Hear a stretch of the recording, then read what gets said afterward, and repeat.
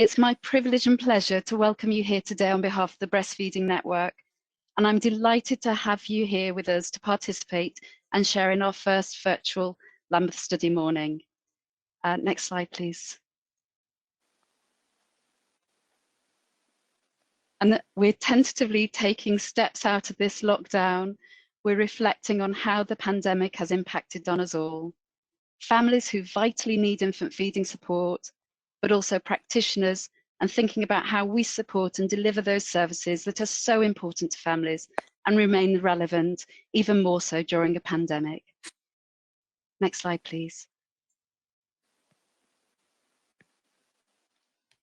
So we'll be considering both the challenges as well as the silver linings, not least how Zoom, Teams and WhatsApp have been huge enablers, and that so many of you from all over the UK can join us online this morning serves as both testimony and a reminder just how important our work is and how passionate we all are about advocating breastfeeding support in our communities.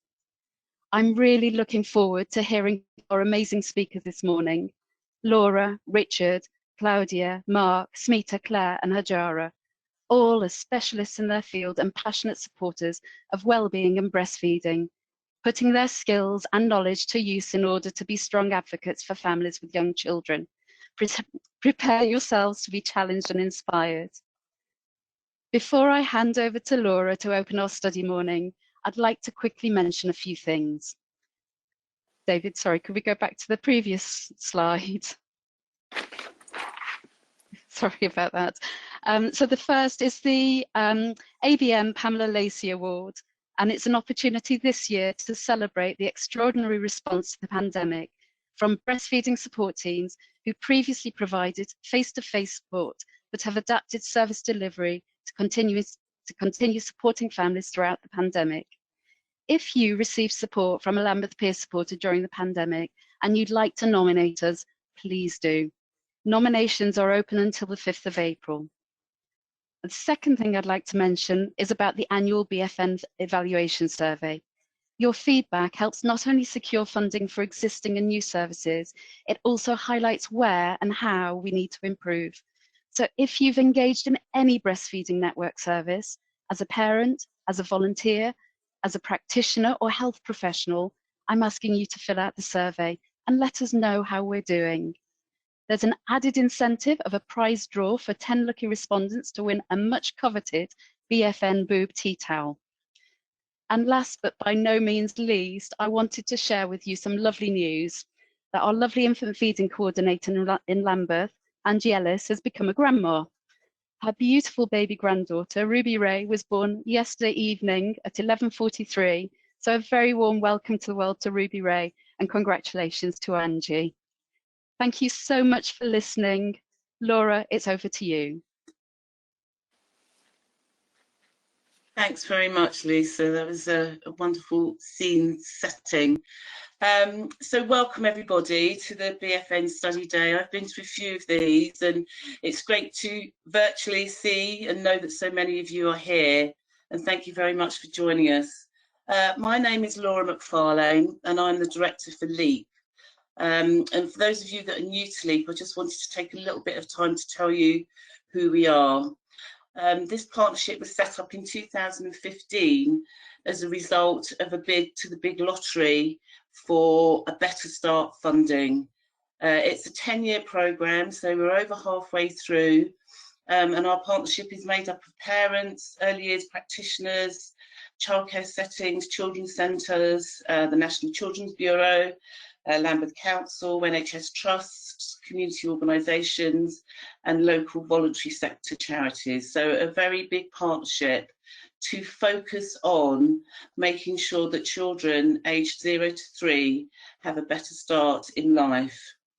We really want to use our learning and the developing evidence to positively influence early years services across Lambeth and beyond. So LEAP is really a special and unique opportunity. We're only one of 5 a Better Start programmes in England, and we really do have a unique opportunity here. Obviously, we all know that the earliest years of a child's life are especially vital time. Brains are developing rapidly and foundations are being laid for the future.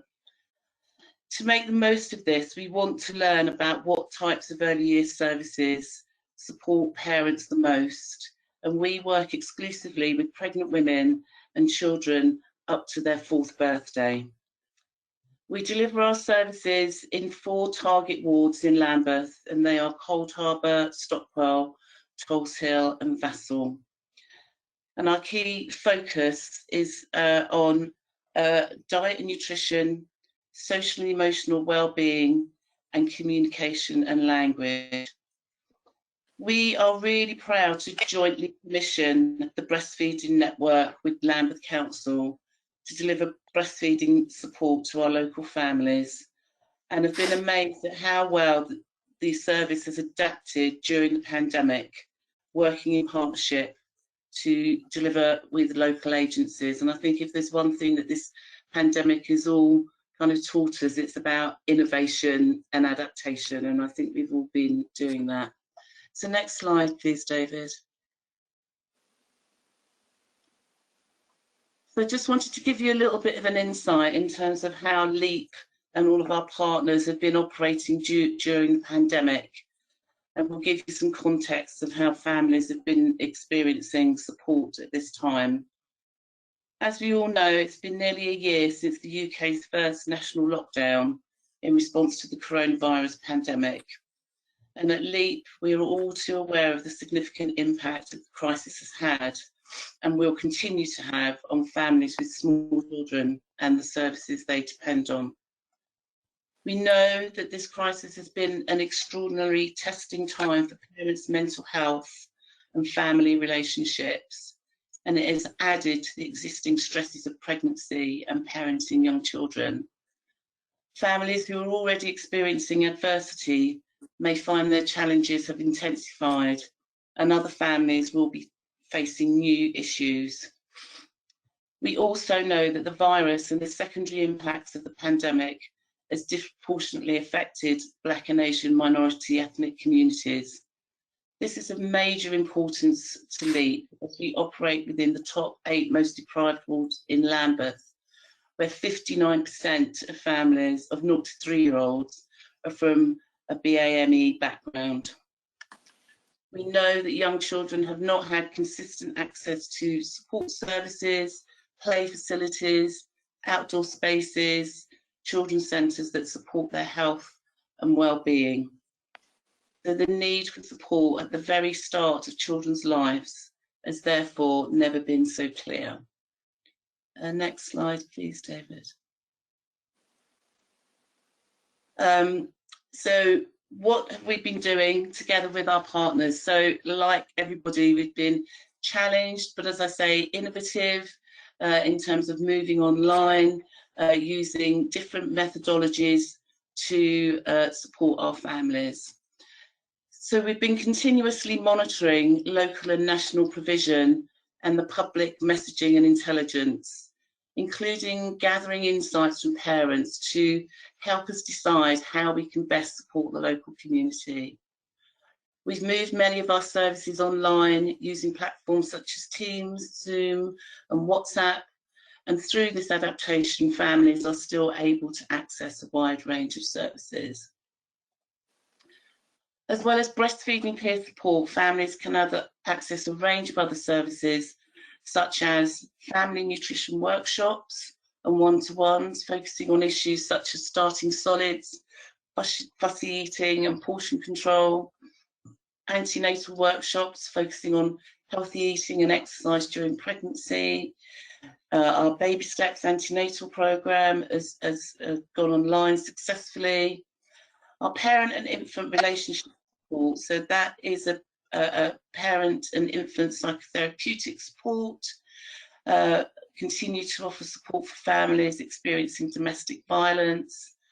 A lot of activity in our group that's called Chatter Time, so that's a group run by speech and language therapists to boost children's early communication skills, and our Sharing Real, which stands for Raising Early Achievement in Literacy, sessions are continuing, focusing on how parents can best support their children's communication and language and reading and writing skills. Next, David, next slide.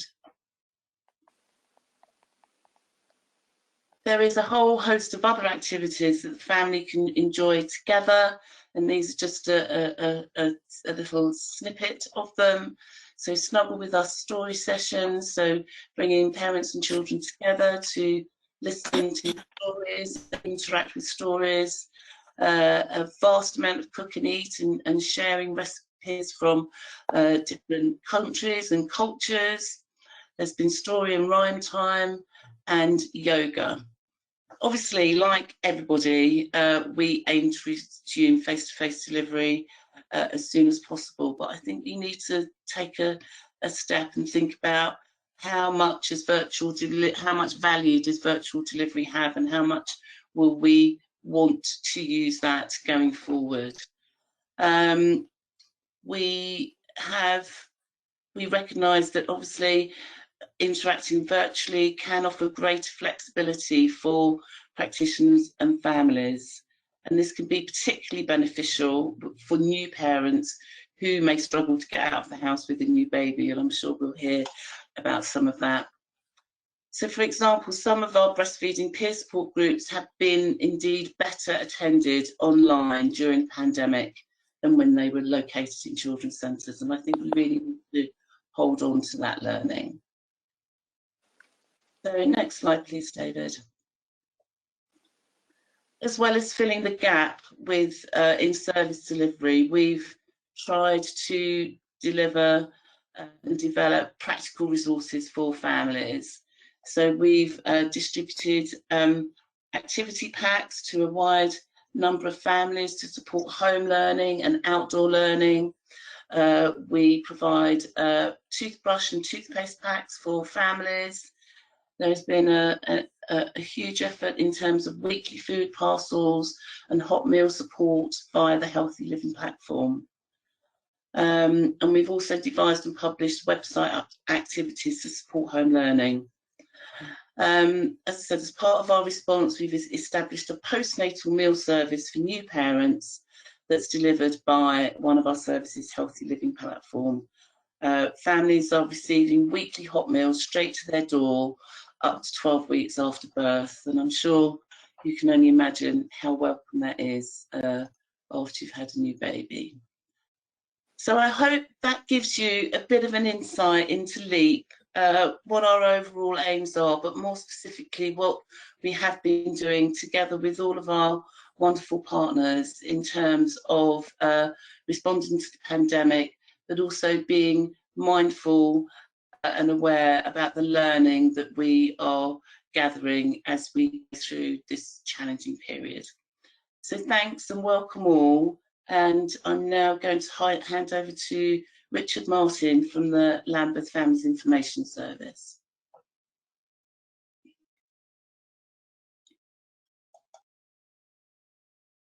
Thank you, Laura. Good morning, everyone, and thank you for having me at your event. I just wanted to start my sort of slides with a brief overview of what my service is. So my name is Richard Martin. I'm the Families Information Service and Systems Manager at Lambeth. Hopefully you've heard of the Families Information Service. We're an information giving service specialising in information for children and young people aged 0 to 19 or 0 to 25 if that young person has a special educational need or disability.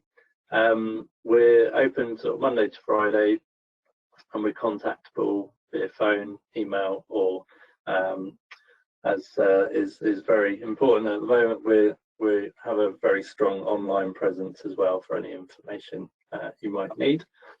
If we could go to the next slide, David, thank you. So what I just wanted to do today is give you a couple of key updates on what we've been doing, I guess, over the past months.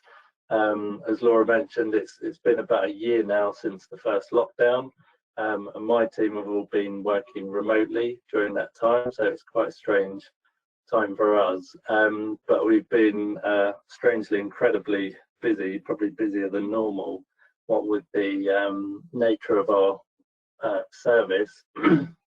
So a couple of key things I just wanted to update you on. One is about our Family Information Directory. That's the Council's directory of services for children and young people, which has been updated very recently with the project to create a new website for Lambeth website. So we were involved in that, and we've got a refreshed and rebuilt directory. And also we've been doing a lot of promotional work for our pre-early learning for 2, 3 and 4-year-olds. So both of these I thought were quite important to tell you about. My colleague Cecile has been doing some work pre-Christmas actually with Laura Morton from LEAP around promoting 2-year-old uptake. And what we've really seen because of the epidemic, I think, there's been a real drop in children accessing their funded places. As Laura mentioned there, that in the early years, their brains are like sieves and they're learning so much. So this is really important for us to get those uptake rates back up. If we go to the next slide, I'll just show you some examples of what we're doing.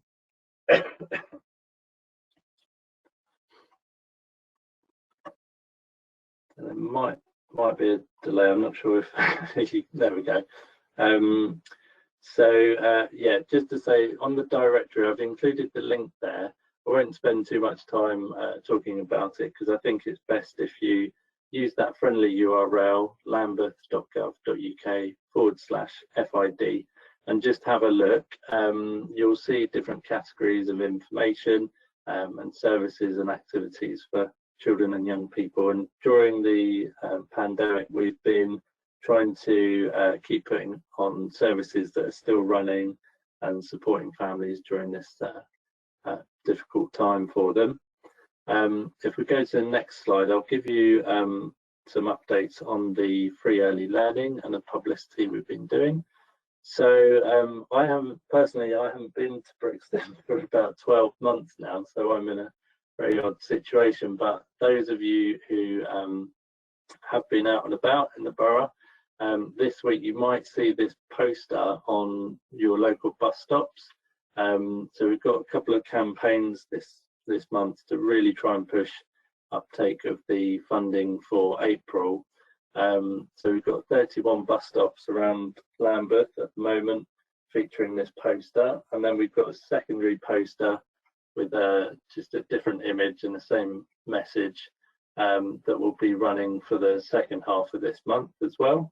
Again, there's a friendly URL there, which is lambeth.gov.uk/free early learning. And it's really important if you can promote that to your families, let them know about the free entitlements. All children can get 3 and 4-year-old funding for 15 hours a week, and some families can get 2-year-old funding, and some working families can get up to 30 hours a week of 3 and 4-year-old funding. If we just get to the next slide. And we've also got a campaign that we've planned for July as well, so you'll see a lot more of that sort of buses and bus stops again in July.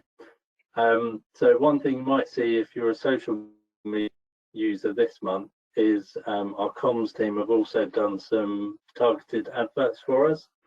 So this is an example of what you might see, and that will just try and target relevant users on social media like Twitter and Facebook.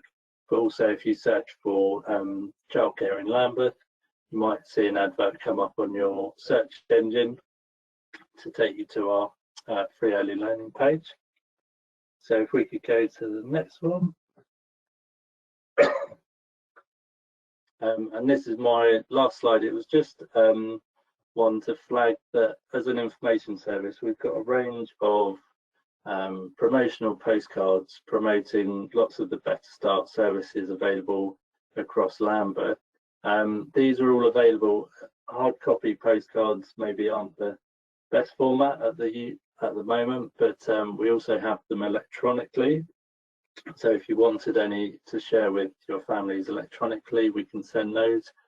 We've also just had them translated into about 10 languages based on some of the key languages our families speak in Lambeth. So again, we've got translated copies of these postcards we can share with you as well. So sorry, I've overrun a little bit there, but I hope that's really useful. And if you have any questions, do feel free to email me. I'm sure my email address can be passed on if you need it. Thank you very much.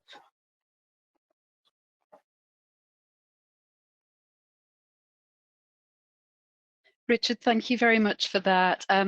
There was a question for you about where your posters promoting the services can be accessed, and we'll sort of include that in information that's sent out to attendees generally. So thanks for that question. Thanks very much, Richard, for your presentation. Thank you. Claudia, are you there? Are you with us? Yes, I am here. Yes. Oh, lovely. So everybody, let me introduce you to Claudia, who is a yoga teacher with soul-centric living.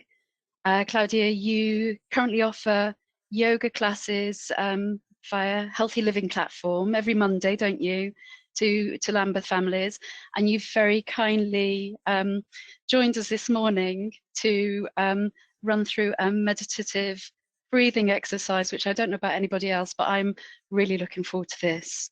So Claudia, over to you. Yes, thank you, everybody. I'm so sorry you can't see me in person, but I had some technical issues with my laptop. So this morning I'm joining via my phone. So yes, I'm Claudia, yoga and meditation teacher, and I'm also a single mum to a beautiful 4-year-old girl. I'm still breastfeeding her, as I believe breast is best and helps fight all illnesses in a natural way. And I'm happy to report that so far she hasn't even been ill. Anyway, so this morning I will lead you through some breathing and meditation techniques, which you can use at any time to relax your body and mind. There are lots of benefits of mindful breathing and meditation and yoga. It relieves pain. It gives a greater sense of control. It increases your self-awareness. You can experience a greater sense of calm, peace, happiness, and it also cultivates awareness. The breath is the life force. Breathing gives us life. Inhaling brings oxygen to the cells, and exhaling releases all the waste, so the carbon dioxide. So let's start with the 4-7-8 breathing technique, and then we're going to do a short breathing meditation together.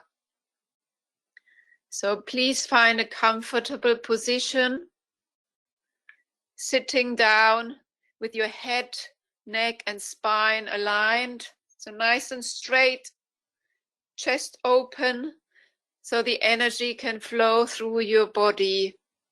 Roll back your shoulders, relax your face muscles, your jaw muscles, and let your hands rest quietly in your lap, and loosen any tight clothing, and just gently close your eyes. Now close your mouth and inhale quietly through your nose to a mental count of 4. Then hold your breath for a count of 7. And exhale through your mouth, making a whoosh sound to the count of 8.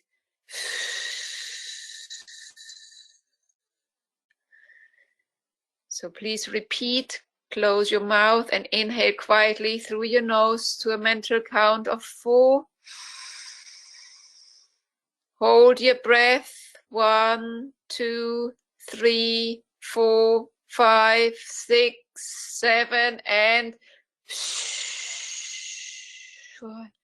5, 6, 7, 8. And again, inhale quietly through your nose. 1, 2, 3, 4. Hold your breath. 1, 2, 3, 4, 5, 6, 7, and exhale. 1, 2, 3, 4, 5, 6, 7, 8. And inhale. 1, 2, 3, 4. Hold your breath.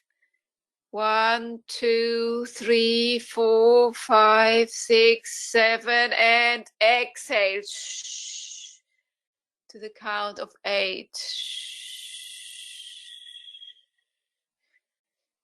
So this is called the 4-7-8 breathing technique. You can do that anytime, also with your baby sitting in your lap, breathing together.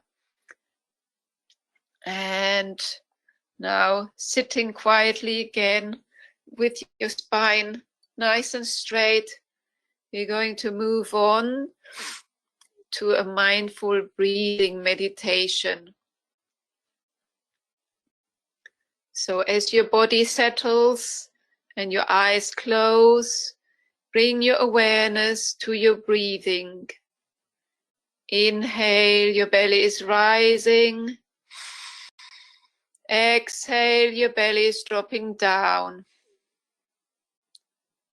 Notice the breath coming in and the breath going out. Follow the breath with your awareness. Follow the breath all the way in and follow the breath all the way out. Not trying to change it in any way. Just breathing in and breathing out. Breathing in, feeling the breath as it passes through your nostrils. Breathing out, feeling the breath as it leaves your nostrils. Keeping your awareness lightly and gently on your breath. Breathing mindfully in the present moment.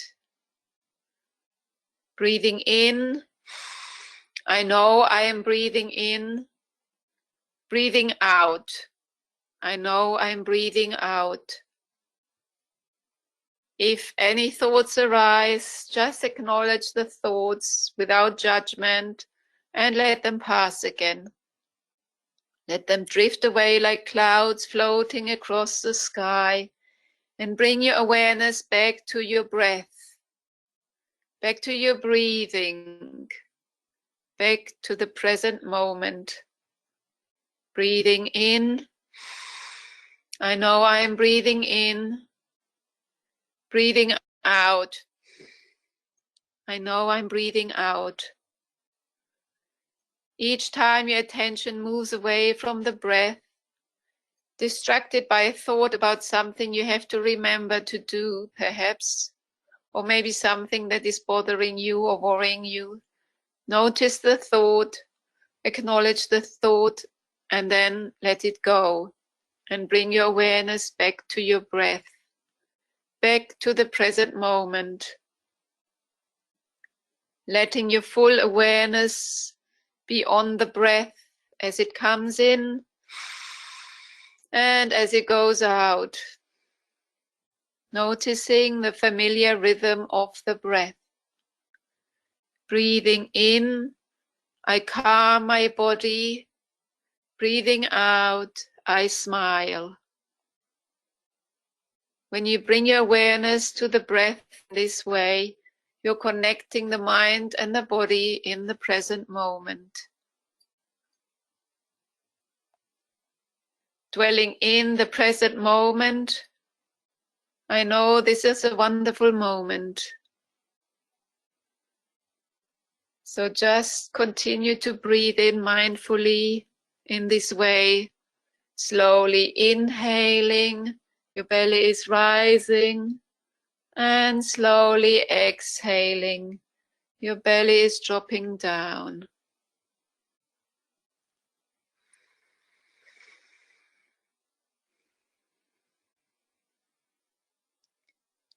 Now, as we bring this meditation to an end, keeping your eyes closed for just a little while longer, take a moment to notice how you are feeling. Your body, your mind, your spirit.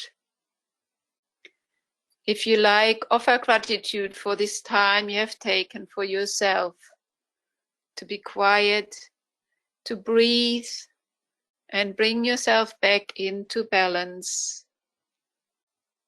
And then slowly come back into the room, aware of your body, sitting down, opening your eyes. So I hope you enjoyed this short breathing meditation.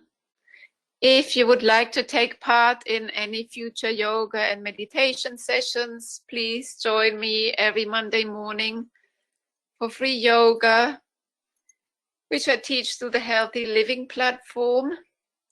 The details are on the slide.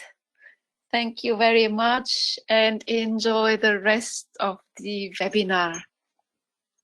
Claudia, that was wonderful. Thank you so much. I don't know about everybody else, but I feel so much better. I wish I'd done that at the start, actually, but that's another story.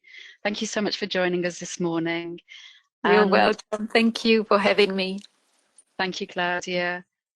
I'm really conscious of the time, everyone. So we're going to, without any further ado, hand over to Mark Williams, who's here to talk about the importance of fathers' mental health. Over to you, Mark. Hi everyone, that's my second meditation today. Actually, I'm well into meditation myself, so be open-minded, and yeah, that's great. Thank you, Claudia. My name is Mark Williams. I campaign for all new parents for their mental health, but I'm actually known for fathers because 11 years ago, not many people would talk about the father's mental health. So I'm all about a more family approach here, and when you support all parents for their mental health, it has far better outcomes for the whole family and that child's development. So that's my work, it is really.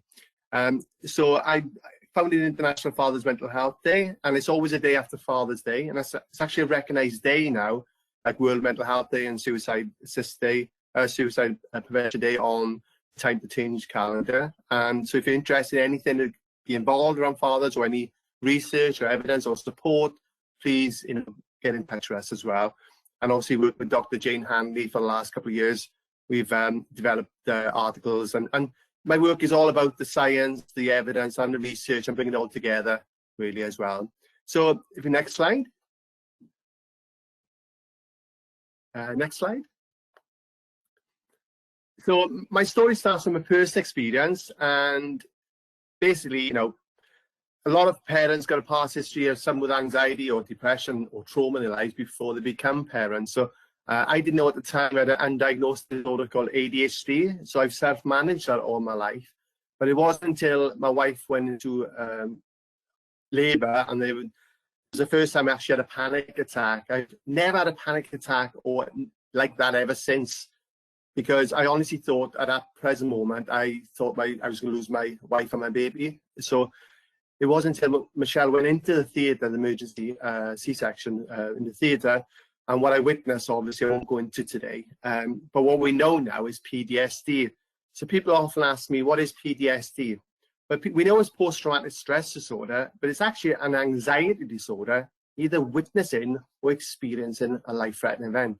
And some of the most severe end of PTSD, as we know, is nightmares or flashbacks. But we got to remember it's an anxiety disorder. That's what it is. So they are most of the most severe symptoms. Michelle was diagnosed with severe postnatal depression very quickly, and she was in crisis team. I was expected to be back in work in 2 weeks, but it took me over 6 months probably. And even then, I wasn't the same person going back into work, because I was in an environment in sales and management. So the pressures were really, really hard, and I was never the same person going back. So at that time, we talk about bond and attachment, which is so important with dads as well. I didn't know at the time. that can take a lot longer for fathers sometimes. And you know, I didn't get this overwhelming feeling of love, but you start overthinking a lot of things. You know, why has my wife got postnatal depression? Is it me? Is there anything I've done? You know, why haven't I got this overwhelming feeling of love, like society tells us? So as a father, you know, I started overthinking a lot of things then as well. You know, when your wife's so severely unwell to the point where she's in crisis team, you know, it was absolutely a horrendous situation I was in, and so much happened in a short space of time. You know, as we know, even a lack of sleep can have a massive impact on your mental health. You know, severe lack of sleep can even cause psychosis, as we know. So there was loads of factors where I was starting to get depressed in the postnatal period as well. So, you know, what we have to look out for, like myself, my personality totally changed in our time. You know, I was feeling anger, I was drinking a lot because my mind was constantly racing, I had all these thoughts. You know, I used to wake up thinking my wife really died and all sorts of things during that time. And that's the one thing I will ask you to look out for in your partners, you know, as his personality totally changed during the antenatal period or the postnatal period, the perinatal period, as we call it as well. The one good thing came out of it as well was when my wife was unwell in bed, unfortunately, you know, I was actually skin to skin with my son, Ethan. So what good that does actually releases oxytocin, as we know, and that is good for father and the baby as well. And what many people don't know, there's research, and we know now, there's a massive shift in testosterone actually lowers during this time as well. So if you can encourage fathers to actually engage and bond skin to skin and even baby massage, what it actually does then, it actually releases a massive urge of dopamine, which actually helps the father as well. So this is why we have to look at fathers as well as mothers. And my work never has been taking attention away from them, never has been. What we have to say is we have to get a more family approach, because the benefits of having the father involved as well has a lot of benefits for the child's development as well. I would urge you to have a look at the still face experiment on fathers as well, and that demonstrates my work as well. So during the time, like I said, you know, I had credit cards to pay and all sorts of things because I was self-employed, I couldn't get back to work. And, you know, we talk about loneliness. I've never felt so lonely in the first year of fatherhood. And I got a lot of friends, a lot of family, a good family around me. And as we know, a lot of families haven't got, you know, those parents haven't got those families around them. But I felt totally isolated. I couldn't tell my wife how I was feeling because I didn't want to impact on her mental health. And I certainly couldn't tell my friends because 16 years ago, the stigma, you know, what have we got to be depressed about? You know, you just had a baby, all sorts of things, which we know has changed, thankfully, at this time. So like a lot of men, we suppress those feelings. And what happened after the perinatal period, I was never the same, really. I was really struggling with my mental health. Michelle had didn't have the specialist support, but she had a lot of support for the depression. So it wasn't until 2009, I never trauma up in my life. My story does get better, but unfortunately I lost my grandfather with dementia, and my mother were diagnosed with cancer within weeks of each other, but my mother's fine now. And everything I hadn't dealt with in my life really hit head at that point. And basically I went into mental health. I was getting suicidal thoughts in the postnatal period. Never made a plan, and that's a difference. There's a difference now, which I can actually share with you again. So, but prior to that, I actually changed my career in 2006. I went into youth work, and unfortunately, there was a lot of young suicides in Bridgend during 2007. So I started educating myself about suicide assist, mental health, started working in different projects, but I still didn't get the help because I thought if I went to the GP, it'll be on my notes, and I would never get a job in mental health. So it took a breakthrough, I call it, until I got that support. Now, I was physically fit during this time. I was doing a lot of kickboxing, but mentally, it was actually impacting on my physical health as well. And these are signs we got to look out for as well. It can actually impact on your physical health as well. So, like you said, next slide, sorry. Thank you. So in 2010, I was working in Keynote, and I was put on medication and counselling, found out by CBT, mindfulness, meditation, all these positive coping skills that I've now replaced. And it wasn't until I spoke to a gentleman in the gym, and we had a conversation, and he said, oh, I got to go to NHS prams. And I said, oh, I'm working in a hospital in Cardiff. What's NHS prams? And he said, my wife's I said, no way, my wife had postnatal depression too. And within 5 minutes, side by side, we had a conversation that I never told anyone, because he understood it in a non-judgmental way. And it felt really great, absolutely incredible. So I said we could call Fathers Reaching Out. Now, Fathers Reaching Out was only support fathers with their partners with postnatal depression. But what we were finding was the mums who supported us say, Mark, I'm fine, or I've been supported, but my husband is struggling with his mental health. And that's having an impact on our relationship and, of course, myself massively. So started working with Dr. Jane Hanley in 2011. I started educating myself about perinatal mental health and learning more about what the parents were saying.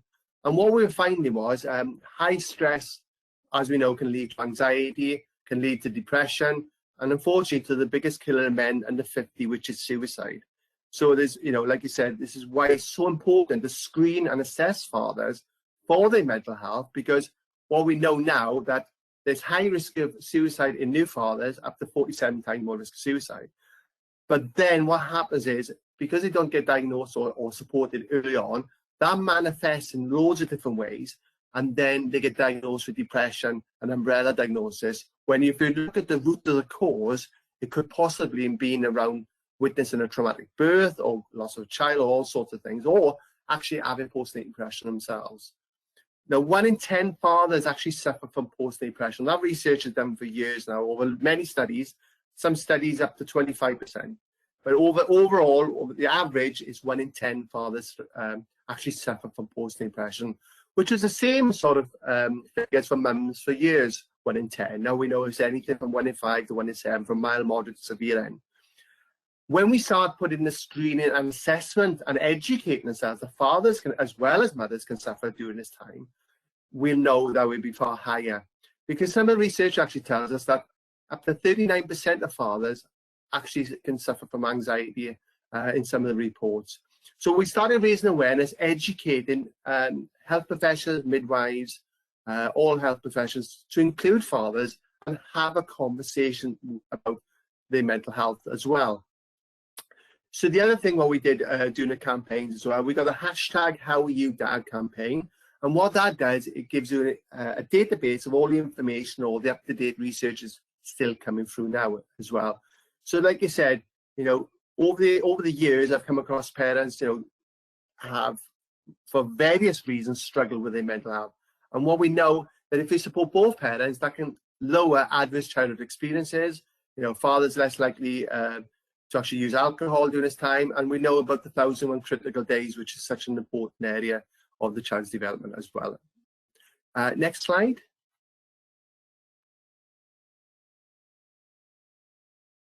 So the International Father's Mental Health Day, like you said, is every day, it's every Monday after Happy Father's Day.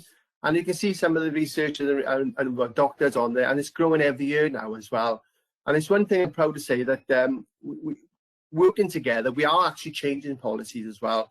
In the long-term plan, if the mother has perinatal illness or postnatal depression in that time, the father will be assessed now and screened for his mental health. That's NHS England. So, you know, perinatal mental health services, special services have improved.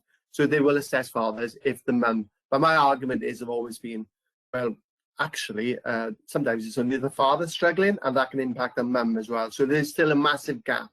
And what we know now, up to 50% of fathers actually get depression looking after their partners with postnatal depression.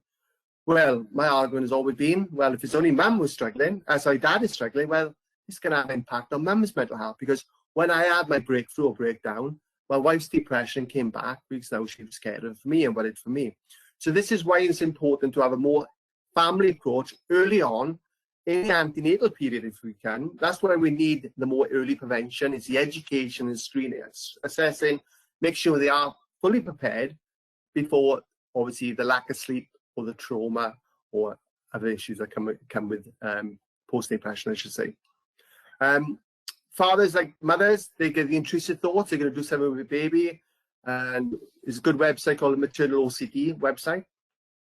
So have a look at the father's behaviors. If he's avoiding situations, or he's not changing the nappy, or he's not bathing a baby, these are things we have to look out for as well. and like overworking, avoiding situations. Look at the personality.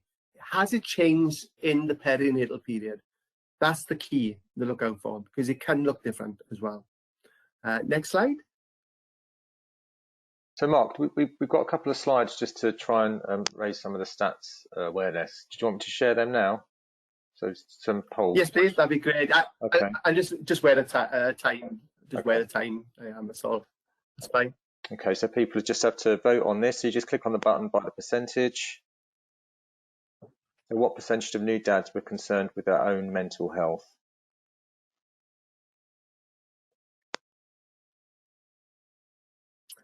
I may have just given the answer away. Sorry. Oh, okay. But at least they'd be listening. That's a good thing. Okay, so the votes are still coming in. The majority of people are saying 40%. Sorry, 39%. So yeah, almost 47 people have said 39%, 38% have said 32%, 30% have said 18%. Yeah, you're right. It is 38%. It is. What it is a report that for young fathers in the Mental Health Foundation, and they said up to 39% of fathers wanted support for their mental health. So there's a change in there. They wanted the support. So it was my fault when I said 39. So it's 38% it is. And that's the NCT report that came out. But there's other reports out there as well. From November, 1 in 10 British fathers actually lost connections with their close friends during this time as well. And we say finding massive high rates of stress during COVID as well, huge stress. As we know, fathers unfortunately be left in the car parks for 2 or 3 days in some cases. They're rushing into theatre, miss the birth, all sorts of things happening. So the pressure around COVID now, we have seen a massive shift where actually the mums are actually telling us, Mark, I'm getting support. My husband is really struggling during this time for various reasons. And I'm afraid if we don't get that early prevention in now, we're going to see mental health services longer term. They were overstretched before March, but we're going to see a massive increase because a lot of fathers will actually use these services early on. So that's my worry at present. If you go next slide.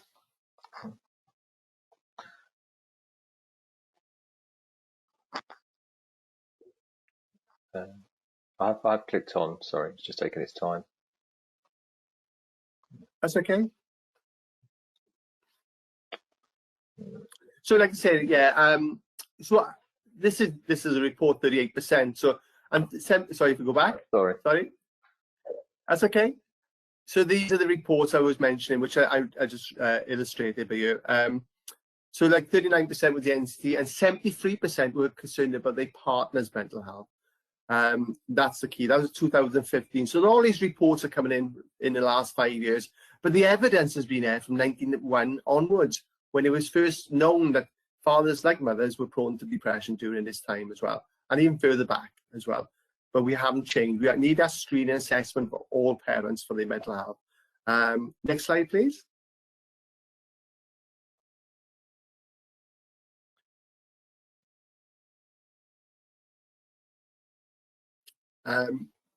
Just wait to hear. That's okay. Thank you.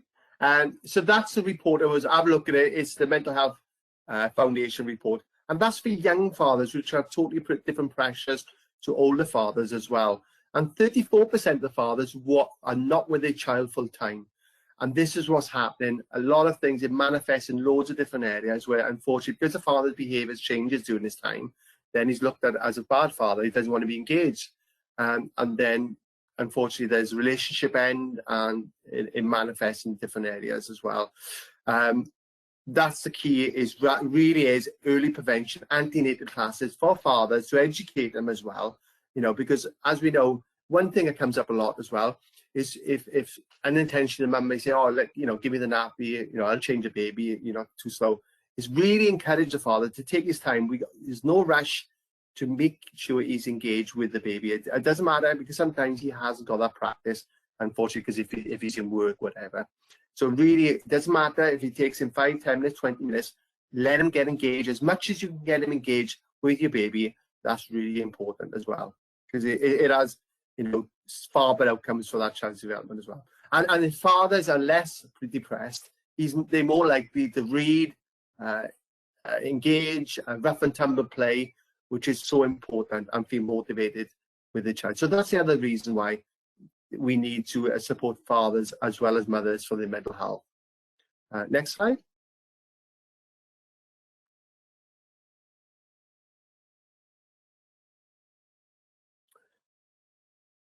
So this is just demonstrates what I just said, really. 62% of dads felt their mental health difficulties did get in the way of forging good connections with their children.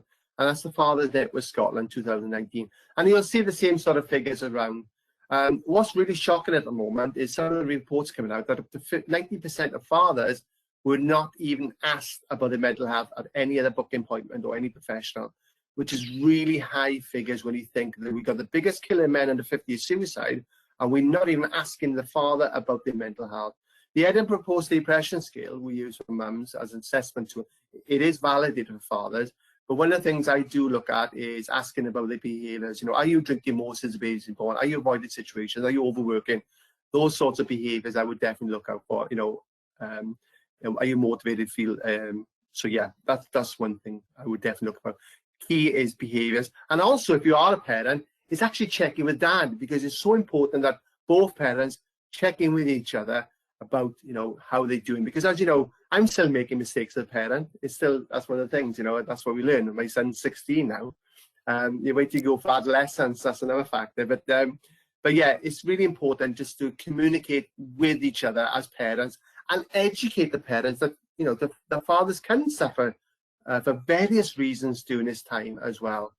The Birth Trauma Association website I would definitely recommend you look at as well, which understand more about PTSD, what the fathers can witness, and there's support groups up there. If there's anyone who's struggling as well, or what NHS mental health national helplines, and you've got the Hub of Hope, which is a national database where you put your postcode in and it tells you what services are actually in your area as well. So if there's anything I've said or triggered off, please make sure you are check out and speak to somebody, because the earlier the help, the quicker the recovery it is. Next slide. Antenatal anxiety and depression as well. During that time is so important as well to remember, because if we don't support the dad at the first pregnancy, then obviously that can interlink in other things for the second. He's more anxious in the antenatal period if you haven't been supported. So if dad is anxious, that impacts a mum during pregnancy, and that can have an impact on the baby and obviously cortisol levels, etc. So this is a good slide. Now this report or study came out in 2007.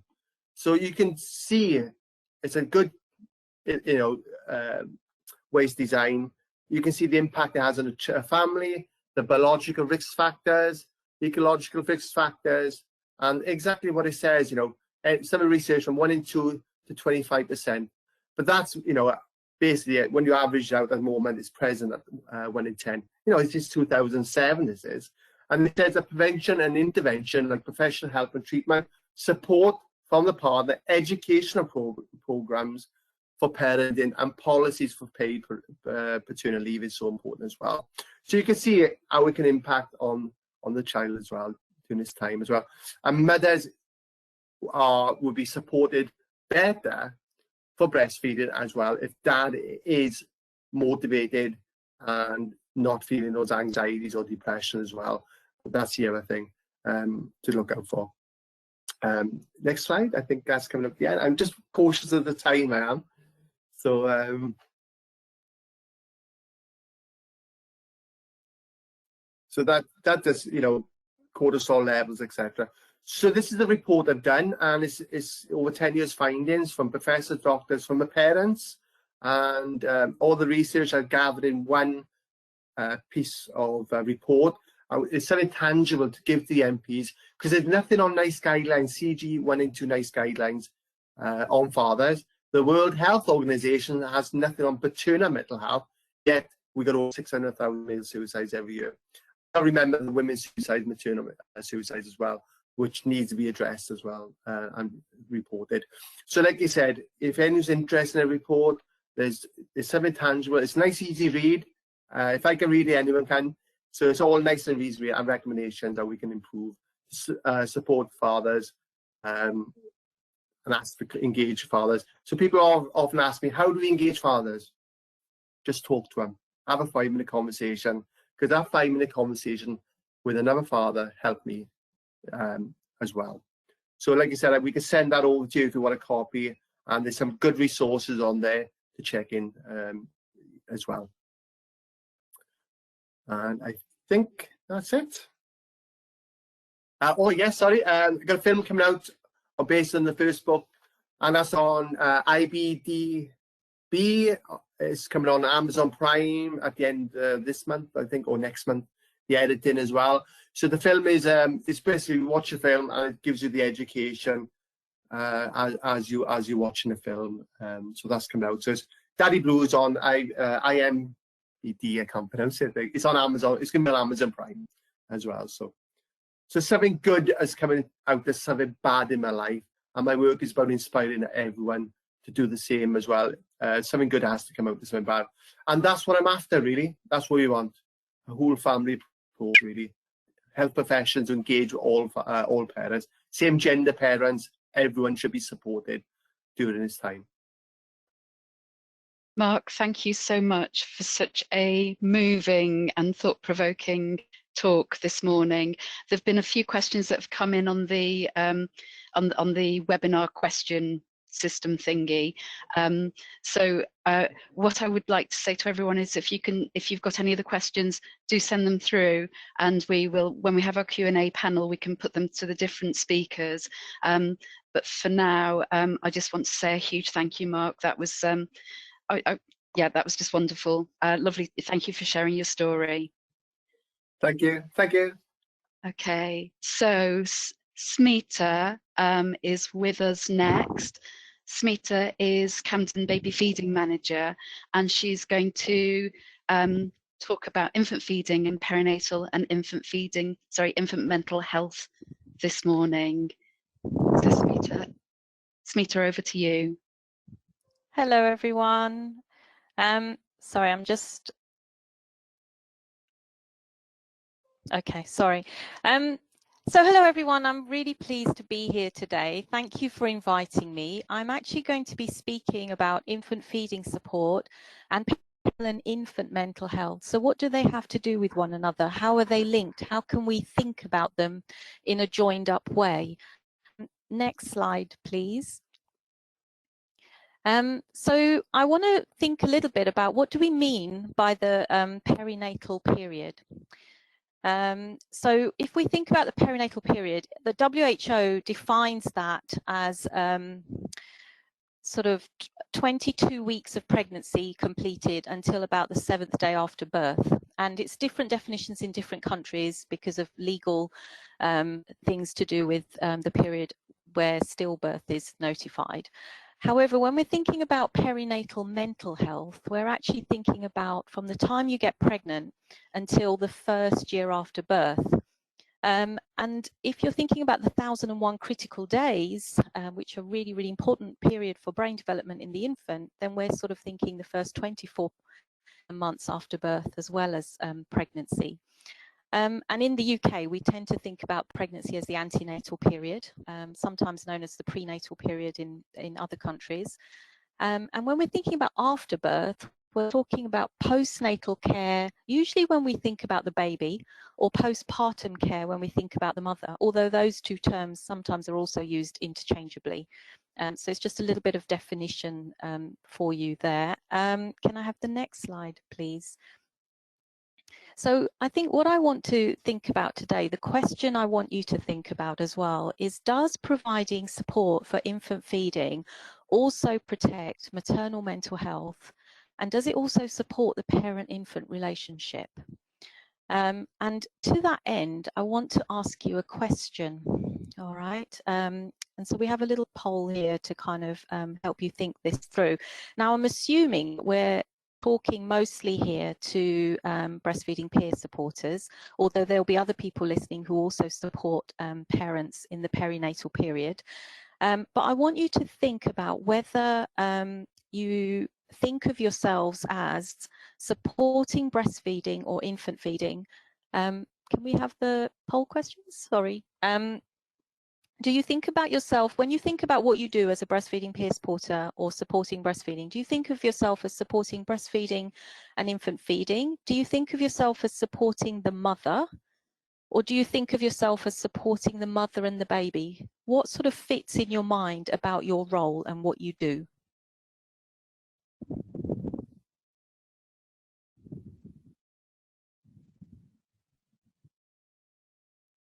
Okay, so people are still voting. So I'd say the majority of them are going for the third option. So okay, still voting. So almost 3/4 of people have voted now, just over, and 86% of them have given the third option. And okay. that's still the case as the votes are coming in. So yeah, no, that's great. I guess the fact that it's taking so long for the votes to come in makes me think you're thinking about this. You're not quite sure.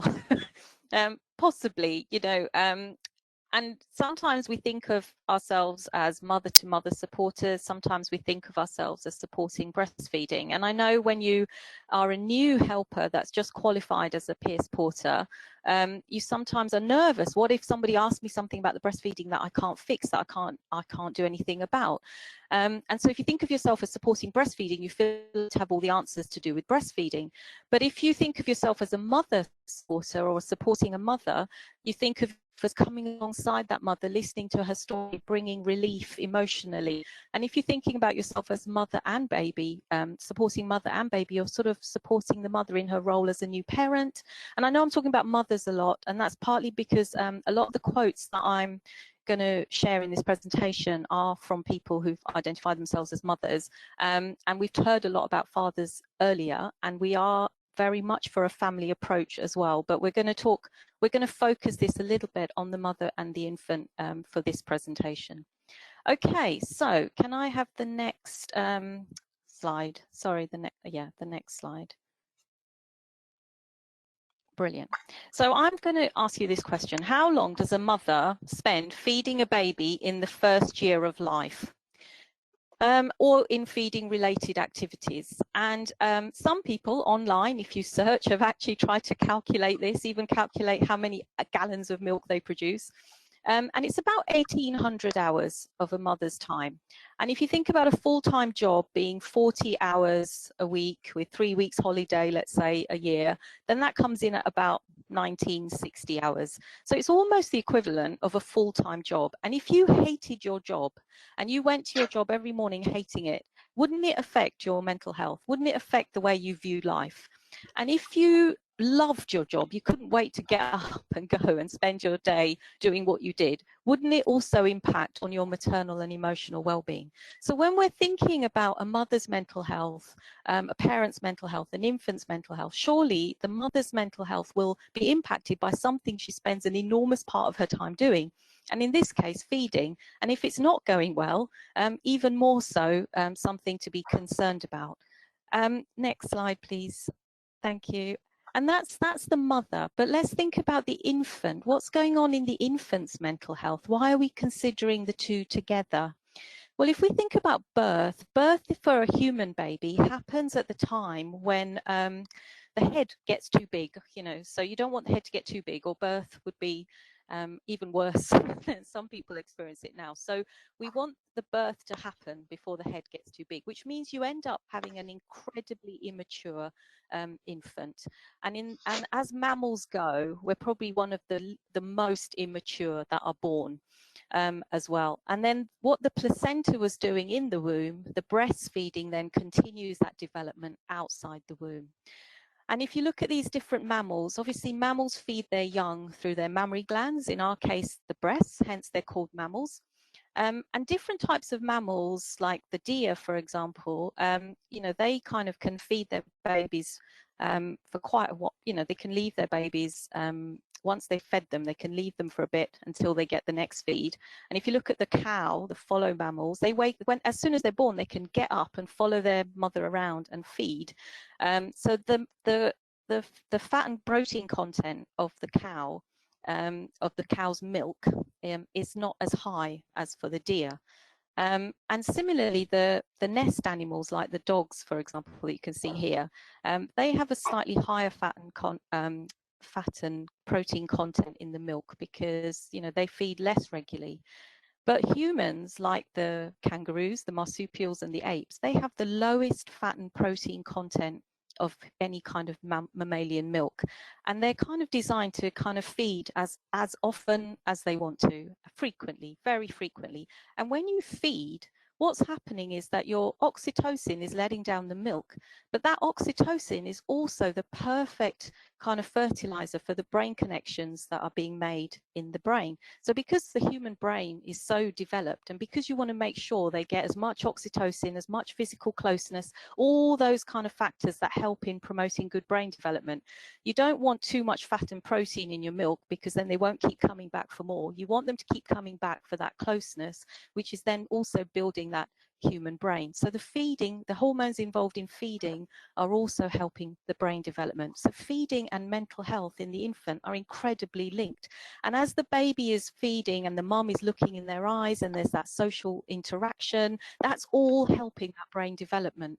So the two things, sometimes we falsely separate them. We kind of think there's a problem here with the parent-infant relationship, there's a problem here with the infant's mental health. But we don't always consider feeding as part of what we're assessing and thinking about. And when we're supporting feeding, we're not always thinking about what's going on for the mental health of this infant, if the mother's struggling, if it's a stress time, and so on. Next slide, please.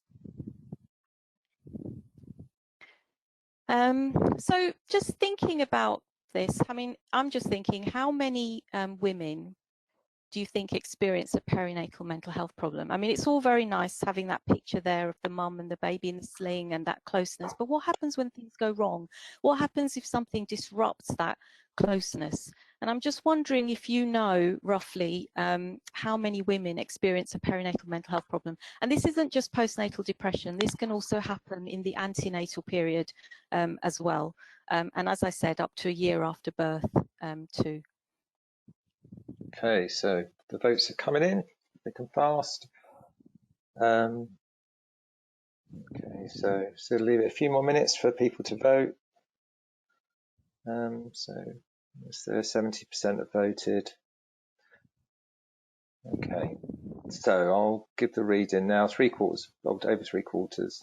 So almost 80% have voted. So 49% have given the first option, 1 in 5, 33%, 1 in 10, 17%, 1 in 20. Okay, lovely, thank you. We can go back to the presentation. So it is actually 1 in 5 women will experience a perinatal mental health problem. So about half of you got that right. And as we heard this morning, fathers experience this too. And as I said, it can also happen in pregnancy as well as in the postnatal period. Now, 15% of women will have depression and anxiety disorders, generalized anxiety, social anxiety, OCD and PTSD, as we heard morning as well, followed by, especially when you've had a really difficult birth, that's when you're really at risk of that. 2 to 3 women per 1,000 deliveries will have a serious mental health condition requiring admission to an MBU, and about 1 to 2 per 1,000 who gave birth are affected by postpartum psychosis. Next slide, please. So we know that this would have huge impact on the child and wider society, and so it has received a lot of attention, and rightly so. We know that maternal death by suicide is a leading cause of deaths for women in the perinatal period in the UK, and we know that there's this increased risk of behavioural and emotional problems for the baby later in life, and an increased risk of impaired mother-baby interactions and parenting difficulties. And that's really important in relation to development and also the relationship building. Lack of timely access to perinatal mental health services has been estimated to cost the NHS and social services about 1.2 billion, and the cost to society are 0.1 billion for a 1-year cohort of births in England. Next slide, please. So what are the risk factors for maternal mental ill health? We know that there can be a relapse of pre-existing mental health conditions during the perinatal period. And some people are more susceptible to trauma. So, for example, if they've had adverse childhood experiences or developmental trauma, they're more at risk. A traumatic birth experience can lead to PTSD. One mum shared with me how the birth of her first baby had been really traumatic, and she'd had a negative experience of care in the hospital, and she hated feeling this loss of control. And so during the second pregnancy, she suffered terrible anxiety and insomnia. And it was brought on by the thought of having to go back into hospital to give birth again. And so she sought help from a charity that specialised in birth trauma and had some sessions with a psychotherapist. And that was when she connected that childhood trauma she'd had been re-triggered by her experience of care in the hospital. And she was also diagnosed with PTSD. Now, if she had presented with anxiety in pregnancy and gone to her GP, I don't think the GP in a 10-minute consultation will have been able to piece all that together.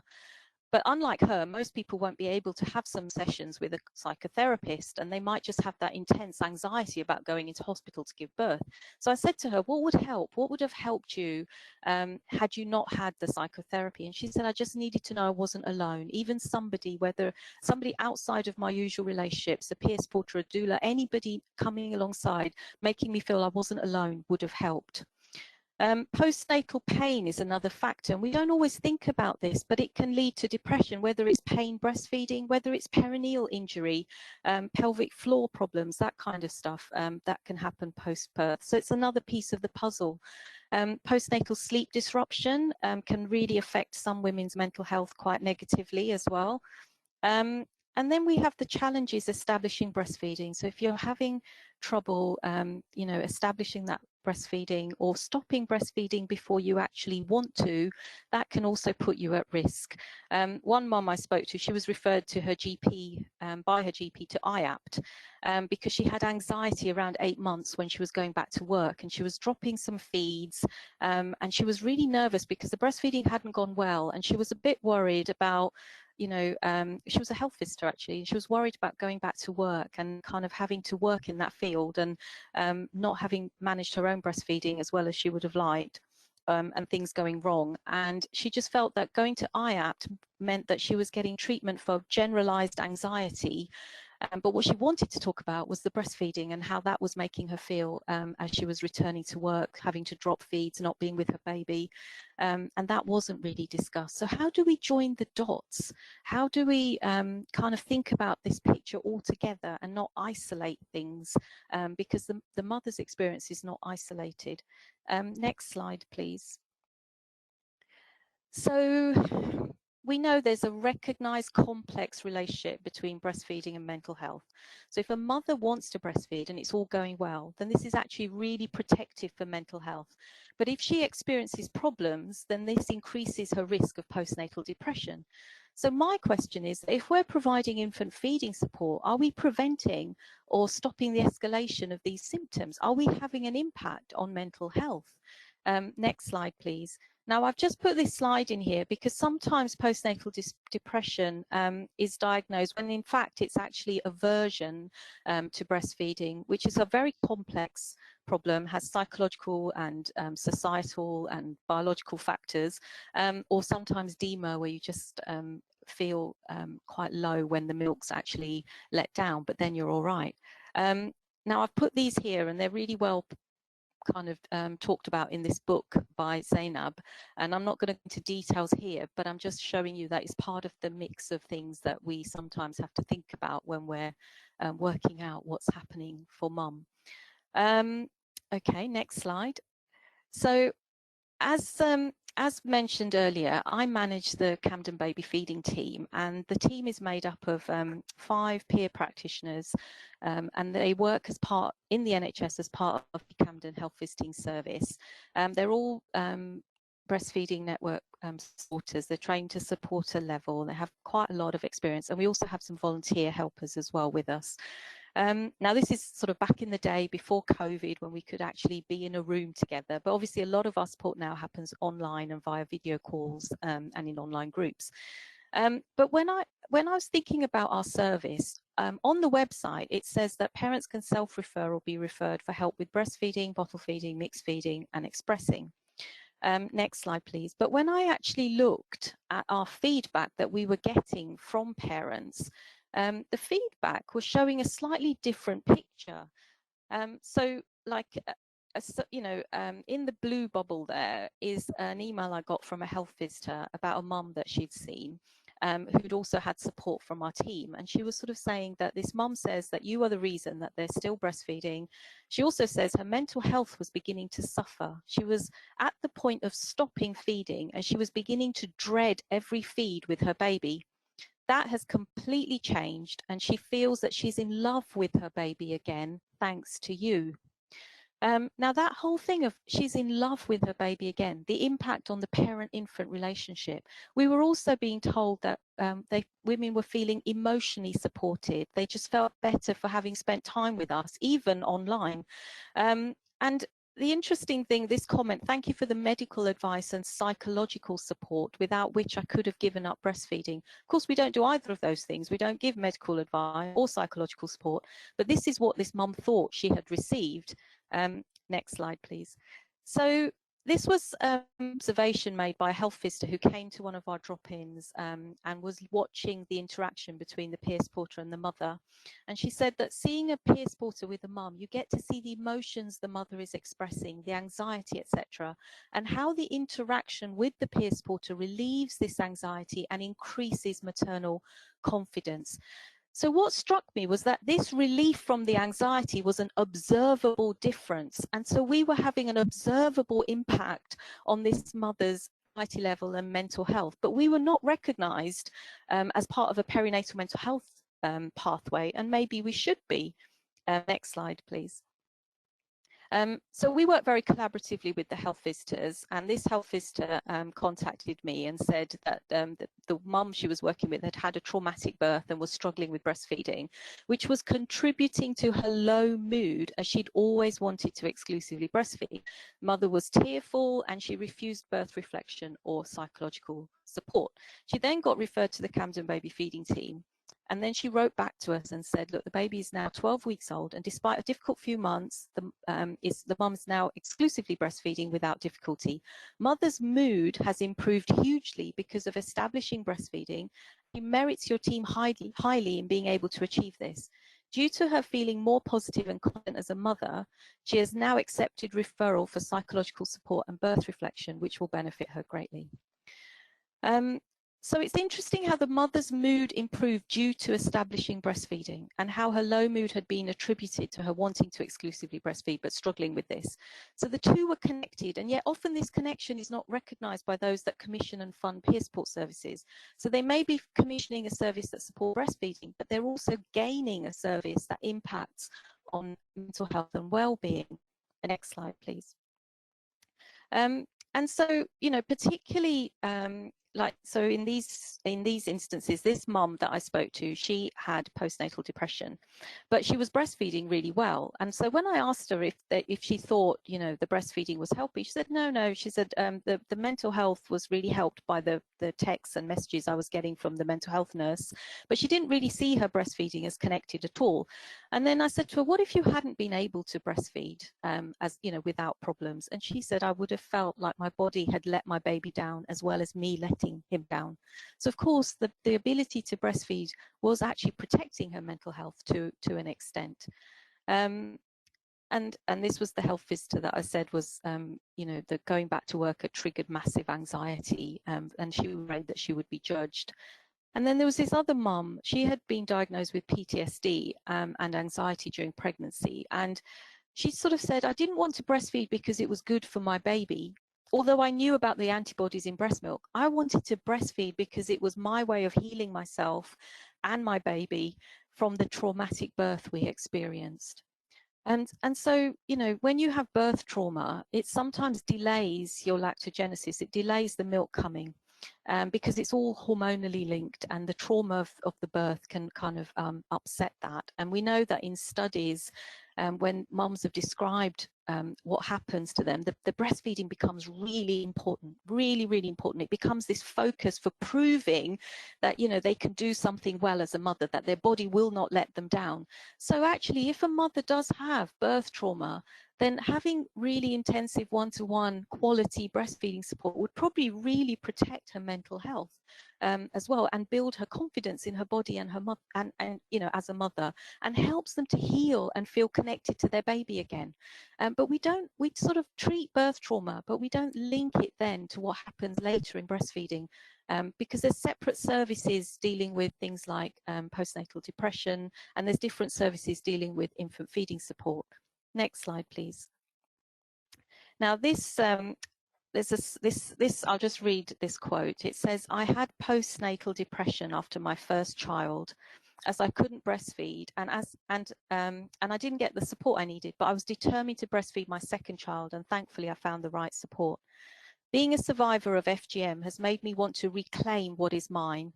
Breastfeeding helped me to feel empowered and complete as a woman. It may sound weird, but breastfeeding compensated for what I lost as a child." Now, this Somali mum, she expresses this really powerfully. And when I spoke to her, she said she had no control over what happened to her as a child and the loss of womanhood she felt. But breastfeeding was a way of reclaiming that, and part of the healing process for her. And not being able to do it with her first child, she felt had led to postnatal depression. The next slide, please. Now, I won't read this quote fully, but this was a mum who'd had twins, and she'd lost one of them, and the twins were born early at 24 weeks. And she really felt she'd missed out. The babies had missed out on being a part of her in those final months, and the ability to be able to express and give milk to the remaining twin really brought a level of healing, both in her bereaved state, but also she felt she was able to do something for her baby who was still in hospital. And at the end, she said, when I was expressing, I was thinking of her, and it helped me to bond with her when she was ill and I couldn't be with her. And if I hadn't been able to express milk, it would have led to depression. And interestingly, the health visitor who was working with her was really worried about this need to express, because she thought it was negatively impacting on her mental health. But then came to realize that actually it was part of her healing process. It was helping her to heal from what had happened to her. Next slide, please. So when we think about high quality breastfeeding peer support, it reduces that stress that mothers feel when things are not going as planned. And it reduces that sort of sense of loss, or helps them come to terms with that sense of loss and grief if they haven't met their breastfeeding goals. It sort of normalizes parents' experiences.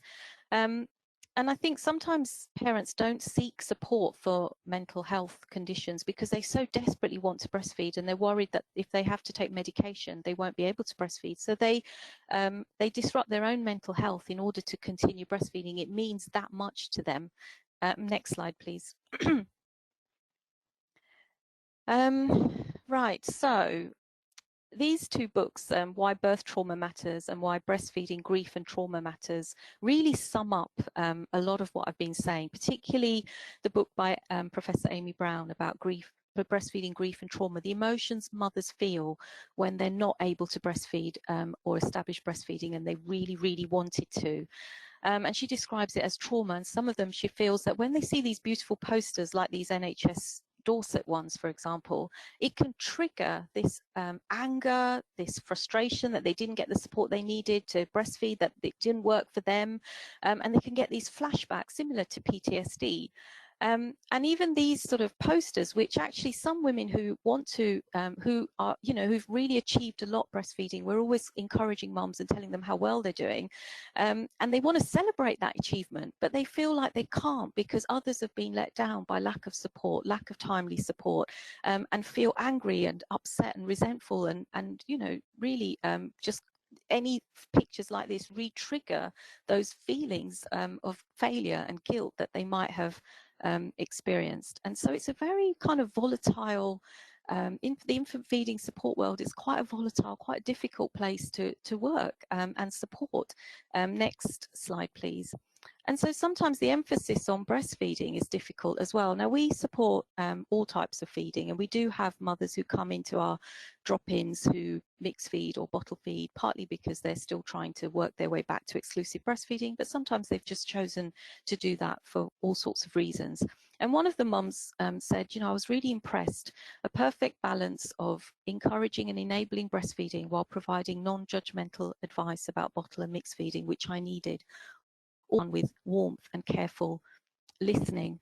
And sometimes when we look in the media, you know, they kind of it feels like mums are being pitted against each other, and especially the ones that have been let down by lack of support, who really wanted to breastfeed. Obviously some didn't, but some really did, and they feel quite upset and angry, and others, and upset and angry that the fact that their bottle feeding might be looked down on, they'll be judged for it, they're less of a mother, and then others who want to celebrate their breastfeeding and want everyone to experience that joy that they're feeling. But you know, it just feels like this a bit of a tug of war sometimes. And actually, I'm thinking, how do we create services, you know, where we kind of take into account that level of trauma that exists, you know, in society, in our communities. Next slide, please. Now, I'm just thinking about your lived experience as a peer supporter, and some of you may have sailed through the breastfeeding. Some of you may have had difficulties breastfeeding, but not all of you. And some of you may have experienced mixed feeding or bottle feeding, but not all of you. And one peer supporter came to me and said, what if a mum asked me about bottle feeding? I won't know what to say. I've never experienced it. I won't know how to support her.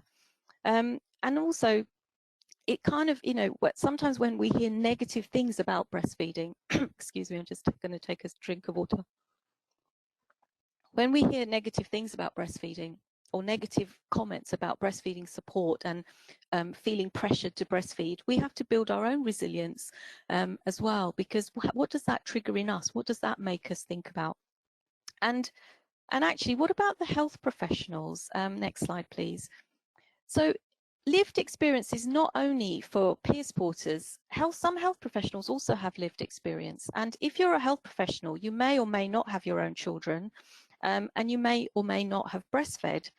And I train health visitors, and I take them through a kind of a facilitated exercise where they can look at their own experience and what's created their own perception of breastfeeding at that time.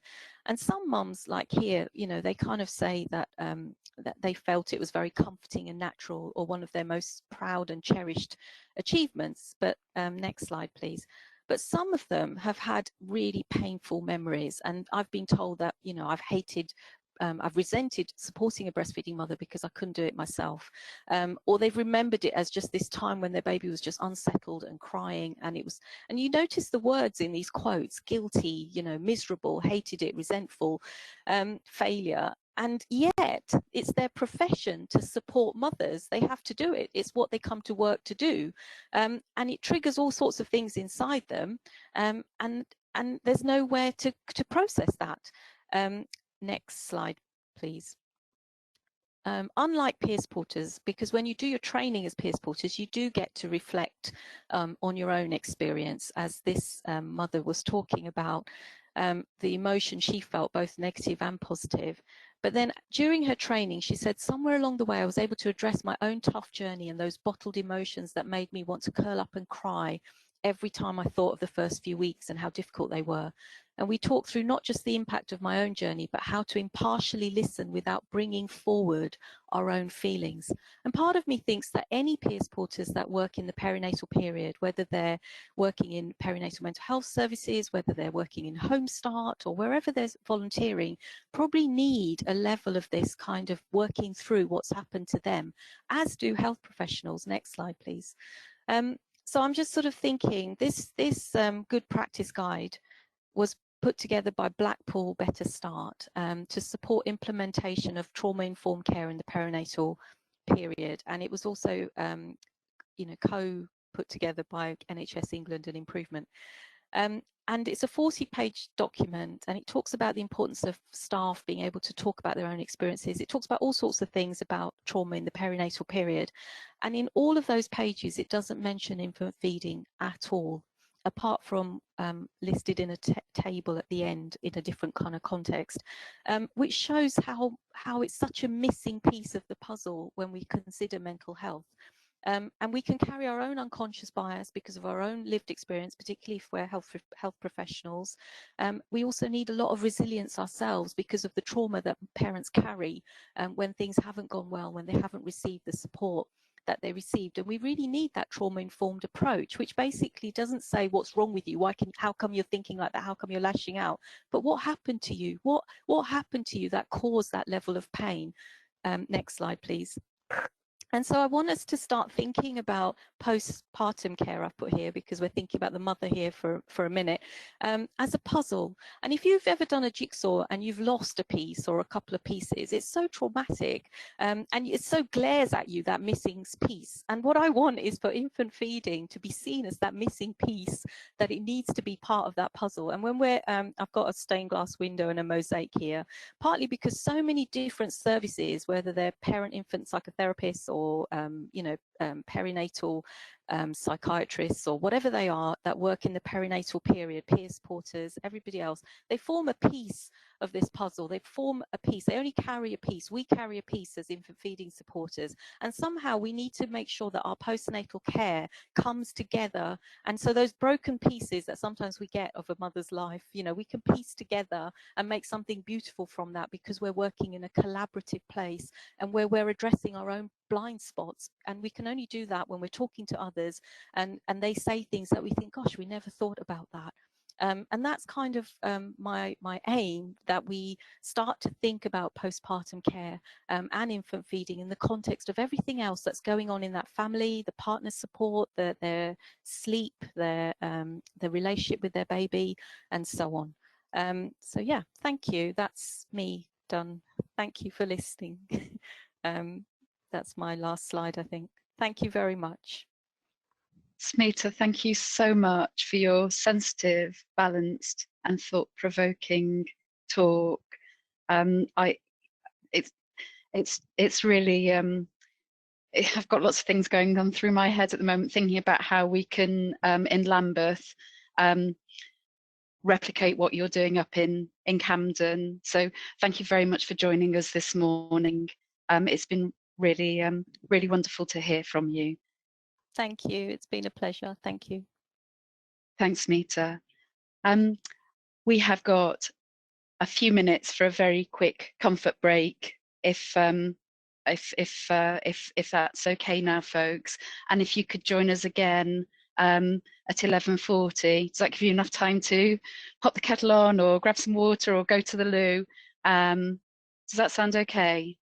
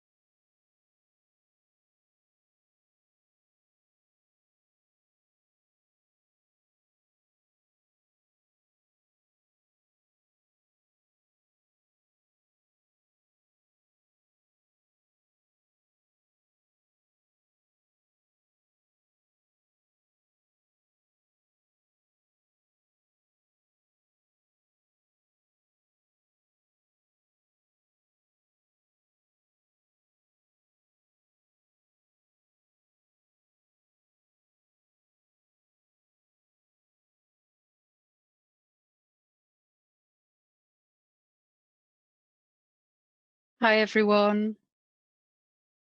Are we okay to kick off again? Claire, are you there? I'm here. Our next speaker is Claire Spencer, Infant Feeding Coordinator at Guy's and St Thomas's and Leap Midwife.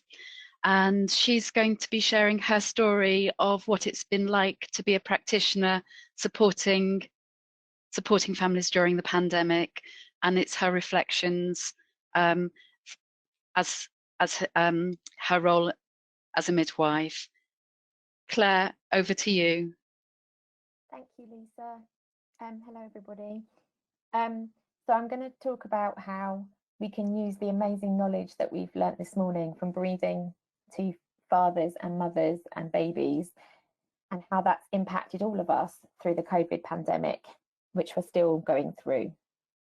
So at times it's going to be taking you back on the journey, which seems like an age ago, or for some of you it may feel like you're still in the midst of it. It may bring back some memories, but Haraja and I will end on our session on a positive note, or at least we hope to end on a positive note for you.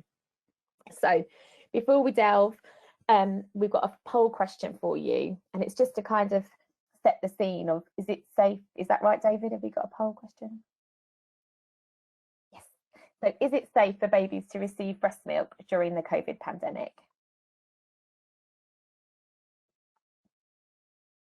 Considering the audience, I think you probably will all know the answer to this.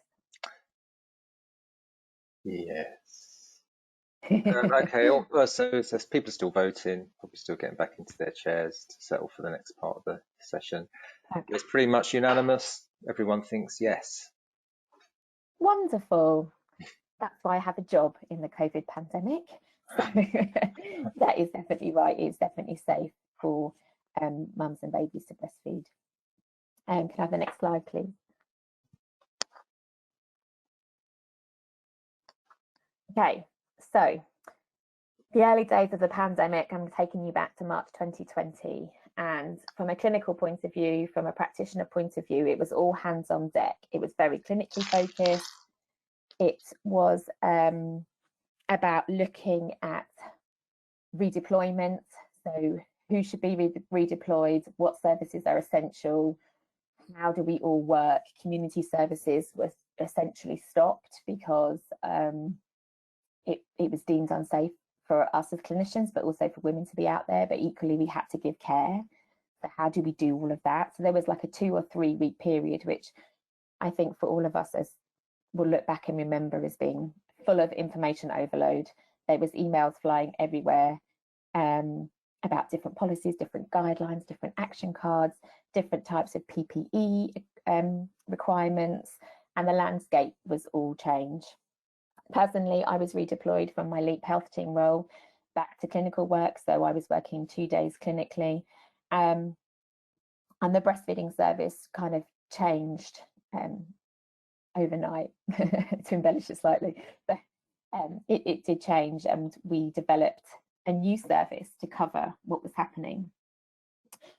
From a breastfeeding perspective, we were also trying to think about what were the anticipated needs for women who wanted to breastfeed. We had to fight our little corner to make sure that breastfeeding was part of that agenda, because breastfeeding does protect mums and babies. It's part of the immune response. There's antibodies involved. And also we had to address the fear factor and use the evidence that was really good coming out nice and early that it was still safe to breastfeed during COVID, whether you were asymptomatic, whether you had COVID, or whether you were COVID free. So my main role, along with my job share Zoe Chatterton, is to look at the baby-friendly UNICEF standards and implementing them in our unit at St Thomas's. That strategy work stopped.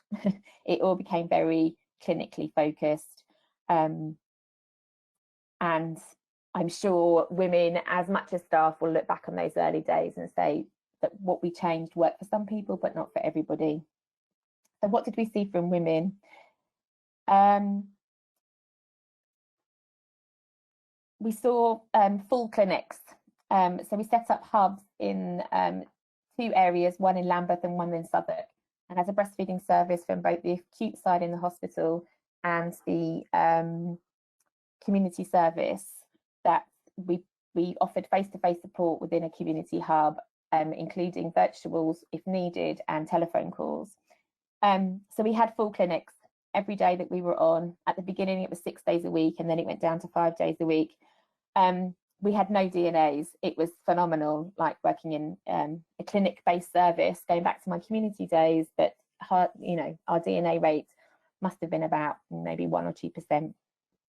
What we did see is anxiety levels were phenomenally high, and often we spent a lot of time with women because we had to support them with their anxiety about the experiences they've been through with regards to COVID, the fact that they're feeling isolated and alone. And that took more time. And then once we'd kind of settled them and soothed them and supported them and provided care, then we could go on to developing a breastfeeding plan and get them towards their goals. For me personally, I really noticed the lack of women were isolated and alone for appointments. So we and partners weren't able to join. So we kind of used emails and loudspeaker calls just so that people could be included, which worked for some families but didn't work for everybody. And Haraja will focus much more on the women's experience. I feel like we had a slight advantage in our skills as breastfeeding supporters and as me as a midwife, because we use our skills to support, and it's not about fixing the problem. And I feel that really came in handy during the pandemic. Next slide, please. Okay, so I wanted to say this slide that you're on mute, but it doesn't quite fit, doesn't quite go. So I've changed it to you are on hold. So the summer, it became this kind of opening up. Should we or shouldn't we? There was things were moving, but there was also a huge sense of waiting. The second wave was predicted, and when was it going to hit? Schools were back, but when would they close again? Summer holidays were looming. Media reports started increasing about the separation and the isolation that women were feeling through women's healthcare as a whole, I think, as well as in maternity services, especially when pregnancies were ending in the way that families didn't want them to. We found clinically that babies were being readmitted more often. I think we're still unclear as to the reasons to that. We can pinpoint it down to women are going home early, and there's a gap between the services that we can get as quickly to them as possible. And maybe that their partners aren't exposed to the information. So it's a lot of information for women to absorb. So there's a delay in accessing support. And maybe some families just felt like it was too scary to come back to the hospital or to ask for help because of the pandemic. So although things were opening and up, it was also, we were still wearing PPE, we were still kind of hidden from people, and everybody still felt isolated and separated. There was probably more of a sense of normality in that we were getting into the swing of how things had changed, and maybe in personal lives that we were able to eat out to help out and things. Looking back now, I'm not quite sure if it really was anything like normal.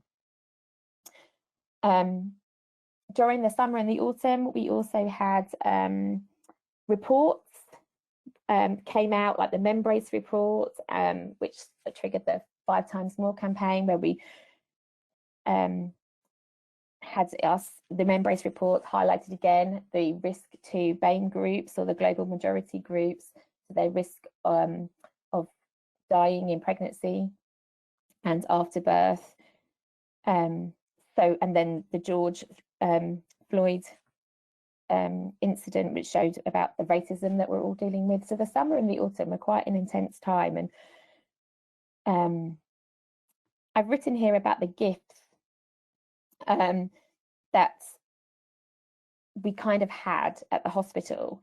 And when I first started writing this, I did write gifts, and then now that I'm reading it, I'm thinking, I'm not sure they were gifts. The things I'm talking about are that when staff were working, there was a hotel opposite St Thomas's, and that hotel was basically became the hotel for staff, so they didn't have to go home and expose their families, that they didn't have to travel on public transport. At times there wasn't public transport for them to travel on. So we could stay in the hotel. There was a laundry service for our uniforms, so we didn't have to bring them home. We were provided by food from different charities, from the hospital. There was a wellbeing service. Our psychological services stepped up. We had wellbeing zones within the hospital for staff. They were all very well supported. But they weren't an addition to like the gifts that you think an addition is to your life. They were necessary because of what we were going through. It did have a huge impact on us as clinicians, as it was having for everybody in all different walks of life. Next slide, please. So the personal and the professional. So this is me in my working role, and this is my family. I became a bit of a no-touch zone. So when I came home, I had to decontaminate and have a shower and change my clothes and put them straight in the washing machine. The levels of exhaustion were phenomenal because there was homeschooling. My husband was working from home. I was working more hours. I had stories to tell of experiences, but the people I was living with, 3 of them are children, so I can't share it with them. And my husband didn't get the experiences. It was quite unique what was really happening. And at times there was weeks where I was the only person leaving the house. There was also, I worked part-time, and I felt a huge sense of guilt about being at home and not supporting my colleagues. And then when I was at home, I felt the guilt of doing too much and not being at home and supporting maybe the anxiety in my children and my husband. So I felt like a no-win situation, and I think all of us probably will have, even for those working full-time or not working, you will experience that feeling of guilt. When I think back to traveling after the work, sorry, sidetracked. Traveling is that there was no cars on the road. It was absolutely phenomenal. If I think to my journey now, if I drive in to Lambeth, there was empty roads, there was empty train stations, the trains were empty. There was long queues for food, and do I use my pass to get to the front of the queue on my day off? Like, how does that work? You know, it felt uncomfortable. There were some really nice moments though as well. So I remember one Thursday I was driving home, and it was when we were clapping for the NHS. So I put my windows down, and it was on Streatham High Road, and I could hear clapping and noises and all the way through from the top of Clapham, Streatham High Street all the way down to the Tesco's, and that's when the moment had finished. So it wasn't all bad, but it was intense. So the next slide, please. And then the long anticipated second wave came. We had our wave 2, the redeployment, but we learned a lot from the first wave, and maternity became seen as an emergency service, which meant that we had staff from other areas redeployed into our area to keep supporting us and being able to do us work. Caseloading care stayed, it didn't get changed. Home visits stayed as they were, because they were deemed as necessary. Breastfeeding support, we continued to offer face-to-face support, virtual support. We haven't noticed that anything's lessened as a service need. We still have extra calls, and more of us are needed to do the support, you know, in the same way that I think Smita's highlighted about the anxiety that people are experiencing. That is totally noted in the work that we're doing as breastfeeding supporters now, is that women are anxious, and we have to support them to find out where the anxiety lies, because we are all living with a higher level anxieties in our day-to-day life. Lockdown 3.0, there was a sense of apathy, maybe a sense of pulling back. Everyone's getting very tired. We're noticing the gaps in the service, and we we know about the domestic violence increase. We know about increase in child protection concerns. So we're just digging deep, and we are coming through. So I've got a poll just to do before Haraja's talk, which is it safe for breastfeeding women to receive the vaccine? So this is just something to think about. I'm sure, given the audience, you're all going to know the answer. But this is the vaccine as part of the hopeful story for the future. So people are still voting. Okay, so 68% have said yes, 25% not sure, 8% no. Okay, so it is safe for breastfeeding women to receive the vaccine. When the information first came out before Christmas, when they were first approved, they did originally say that you couldn't, but that wasn't based on any evidence. It's because there is no evidence.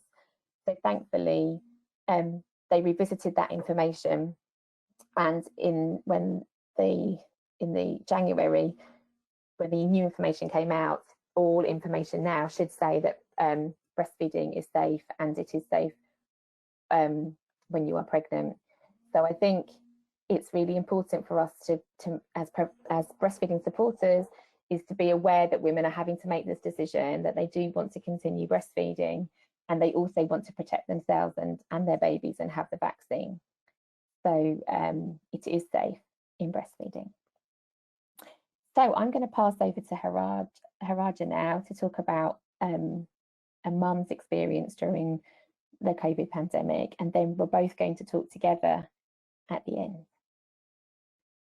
Haraja, hello. Hi, hello everyone. Hi.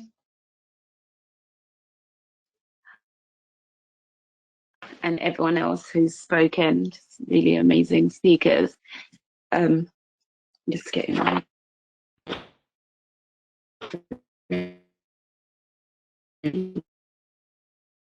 so my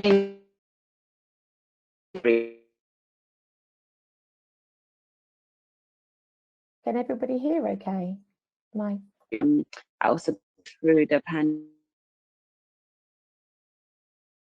Hi, Jara. It's Lisa. Your sound is cutting out. Okay. We can't hear you.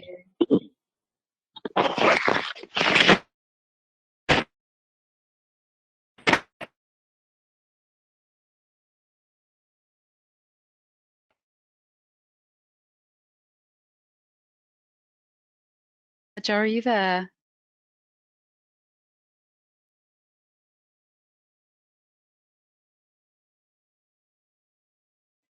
Hi, sorry everyone for that. Is that better now, Lisa? That's much better, yes. Yeah. Okay, I had tried hiding in another room, but I guess the room didn't have network. No, we can hear you loud and clear now. Over to you, Hajara. Okay. Right, so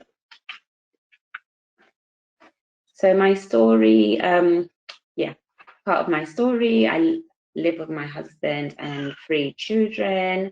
My oldest child has cerebral palsy, so is in a wheelchair, and I've got a toddler and a 9-week-old baby, as you can see from the beautiful middle picture. We moved to Lambeth shortly before the first lockdown, which was in February. We moved to Lambeth in February. So that was before the first lockdown happened, and we didn't really know anything or anywhere to go around the area at that point. And I didn't really get any time to explore the area, and then lockdown happened. So during that time of the first lockdown, not being familiar with the area or anything, just as I would have started to get to familiarize myself with the areas when I found out I was pregnant, probably end of March to beginning of April. It was a hard time around that time because everything was going on with the COVID stories in the media. and there was just so much stories of like deaths and constant stories of how nobody knew how COVID affected pregnant women. So all of that really increased my anxiety. And I remember going to scans was really hard because I had to do them alone, especially after suffering a loss, like a miscarriage. It would have been nice to have my partner at these scans, but obviously we couldn't have anyone. So I remember feeling very alone in scan rooms, and every other appointment that I attended by myself as well. It just reminded me of how alone I was and how different things were this time. But once the baby was born, things were different, because now I had a baby to look at and keep me busy and just be joyful about. So it was different being a new mum in a pandemic. The fact that there was no family or friends to support or to visit and stuff kind of took its toll on me, knowing that I had to do everything alone, felt really lonely. And I remember for the first time I got to learn how to bath a baby, even though I had two kids previously. I'm from a culture where as soon as you have a baby, people come in and help and support you, and you know, in the form of like your mom, your sisters, siblings, everyone does everything for you. So I had never really ever had to bath a newborn until about 1 month. So for the first time I did learn, and it was amazing to learn, but also it was really scary to know that I now had to do things alone. My partner was only off for the 2 weeks and he was still working out. So that was also really hard for me, thinking about him being out there and, you know, what if anything happens, or what if he gets tested positive. But I just had to keep telling myself that everything would be okay. So there was still a lot of anxiety around that time. But we had the online support from the peer supporters. So that kind of helped to give me something to look forward to every day or every other day, whenever they were available. Even though before I could just walk into a children's centre and get all the information that I needed, it was a bit different now, because I relied on referrals, and that's how I heard about the breastfeeding peer supporters. But I feel like the help that I got and the support that I received was really good. So it helped me to like not only not feel so alone, but to also feel like I was still a part of something, even though I wasn't able to visit children's centres and stuff like that.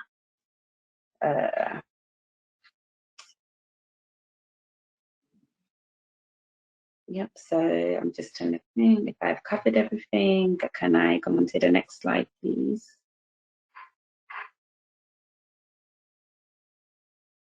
Yeah, these are just pictures of my family that I selected to give everyone an insight into my little family. The pictures we were out with the kids in the red jacket were quite important to me, because I felt like this was in December at the end of the second wave. And because my older one is vulnerable, we hadn't gone out in a very long time. So we really avoided outings or anything like that. So we just thought it was nice to take him out and he can actually see the lights in Oxford Street. And my little one, my toddler as well, I chose a picture where he was feeding his older brother. And I feel like that's what lockdown done to us. He was kind of seeing me feeding him, feeding his brother, and then feeding the baby. So at times he would kind of go and feed his own brother and like try to give him a bottle with something to drink in it. So it was quite a hard time for the whole family, but we managed to get through it. So if I can move into my conclusion slide, I think part of that I'll do with Claire, but I'll just talk about how I felt in the end with conclusions. So time with my baby, I felt like was very precious. I got to have a lot of time with the baby alone, away from all the usual stuff that I would have had a lot of visitors coming through the house and stuff. I actually got to enjoy the baby, if I can say, enjoy the baby and have some alone time. Pre-COVID, had a lot of support from family, but now this time there was nobody, basically. But so that made me appreciate all the support that I received before with my previous children, and the fact that I could walk into children's centres and I could, you know, ask for this and ask for that and be seen at a click of a finger, and not have to think of everything being remotely done. Lockdown was having its toll on me, but having the online support again did help, as I mentioned before. So I didn't feel so alone whenever I had to kind of go in and talk to a breastfeeding peer support. I remember my peer supporter Mel was really, really supportive, and it helped me.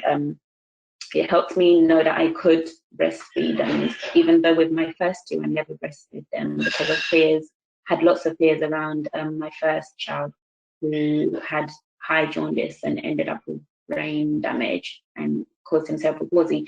So I always kind of just done a quick research and thought that breastfeeding was the cause of all of this, and a breastfed baby doesn't get enough. And I just felt like maybe my breast milk was just not enough to kind of flush out anything, or jaundice or whatever. But after having the peer support and always being told that you can, your breast milk was enough and it was sufficient, it really helped me feel like I could do this with the baby.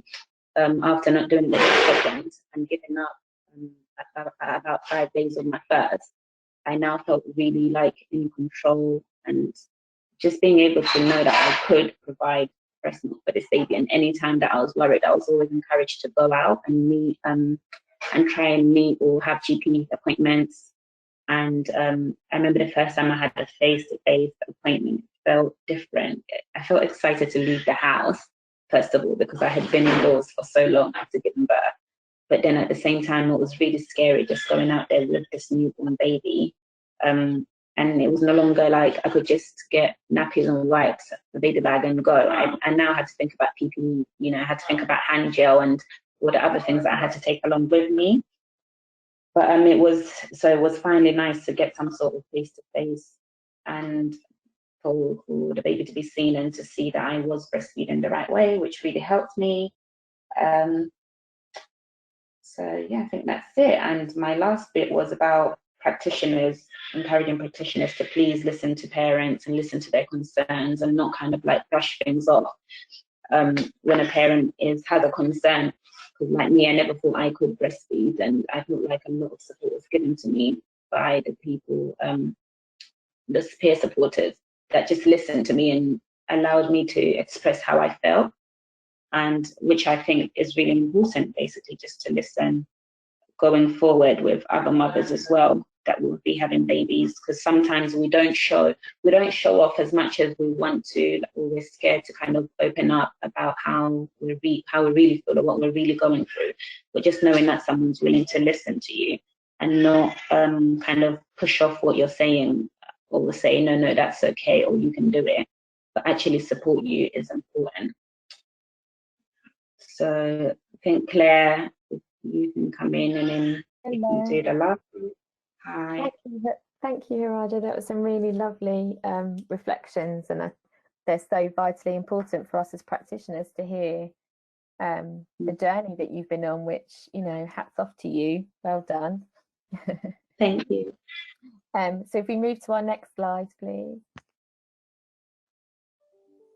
Okay, so we're just thinking about the future now. We're all in that place. It's relatively a new year, new season, and we're thinking about our hopes and fears. So we're thinking about the fears first, and I think Haraj is definitely right in that we have to think about the emotional responses that we are giving and receiving, so that we have awareness that we're actively listening, that we are acting on what we hear, not acting on what we think, and that we're giving the support. We have to acknowledge the inequalities. We can't ignore them anymore. They've been exacerbated through lockdown. My fear is that it's going to become a them and us, and it's going to be even more divided. And that's covering the whole political, social sphere of our society. But even when it comes to practitioners and parents, we need to join together. And I think we're all digging deep. And we all have to respect and give compassion and empathy to all of us of how deep we are digging. And And my fear is that if that's not recognised, we're not going to come through this unscathed. Haraja, what are your fears? I think they're kind of around the same thing that you have basically said everything that I was thinking of saying. You say it though, say it in your words. Yeah, just the same that I have actually said about my fears and hopes with not being listened to and not being judged and just giving a listening ear, like someone to be there to listen to you. So not being listened to it would be a biggest fear. Yeah, no, I think that's vital. And now we're going to move to the positives on our next slide. So we are looking towards the future and looking for that hopeful future. I saw this picture on my Facebook feed, and I just thought it was really poignant for today. It was like, nothing should go back to normal. Normal wasn't working. If we go back to the way things were, we will have lost the lesson. Maybe we rise up and do better. So as much as I agree with it, I think we can't forget some of the stuff that was working beforehand, but equally we also need to take on board what we have learned and create something that is better. My hope is that we can be flexible. My hope is that we can recover. I think trauma-informed care that Smita also mentioned, and bringing our whole selves to work, like me as a practitioner, if I bring my whole self to work, we can face those vulnerabilities. I'm acknowledging my emotions, so therefore I can be with others with their emotions. So I think that's a really important, but we need training and support with that for all of our staff and practitioners. The future's unknown, we don't know. So that can be exciting and a challenge, but hey, we're all up for the challenge. I think definitely in the breastfeeding world, because we are faced with excitement and challenges all the time. Haraja, what are your hopes? Well, my hopes are that parents continue to get the support that they need from these amazing peers, and to basically just, as you said, we don't know what the future holds, but we know that with amazing support, anything can be done and anyone can reach where they never thought they could reach before. So yeah, with continued support, keep supporting, is what I think. Face the fear, hey? Sounds like you've faced fears in your lifetime and come out the other side, so well done. Yeah, lots of fears, and I've come out on the hopeful side. So I believe it can be done with the support, continued support, yeah. Yeah, cool. And that is our talk finished, I think. Haraja, yeah. Thank you. Right, everybody. Thank you so much, Claire. Thank you so much, Hajara. It was really, really good to hear from both of you. So we've kind of heard both sides of the coin. We've got sort of both perspectives, and it's really sort of heartwarming to see that your hopes are very reflective of you both hope for better for families, and obviously for practitioners to continue being able to support families, and for that support to continue to be easily accessible.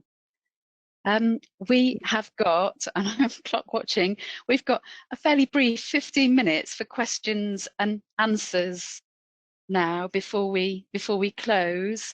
And there've been questions that have come in since the start of the session, and I realised belatedly that I could sort of direct questions to different speakers. So David, I don't know, is the plan to sort of show everyone's headshot, or should we just?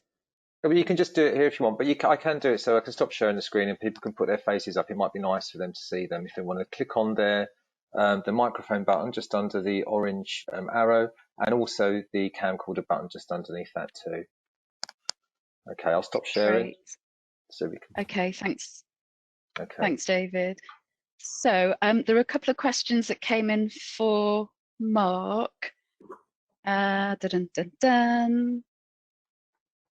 Yes, Laura Harding asked a question earlier on in the morning, and this is for Mark. Have you seen any link in fathers' mental health and an increased take-up or promotion of shared parental leave for either better or worse?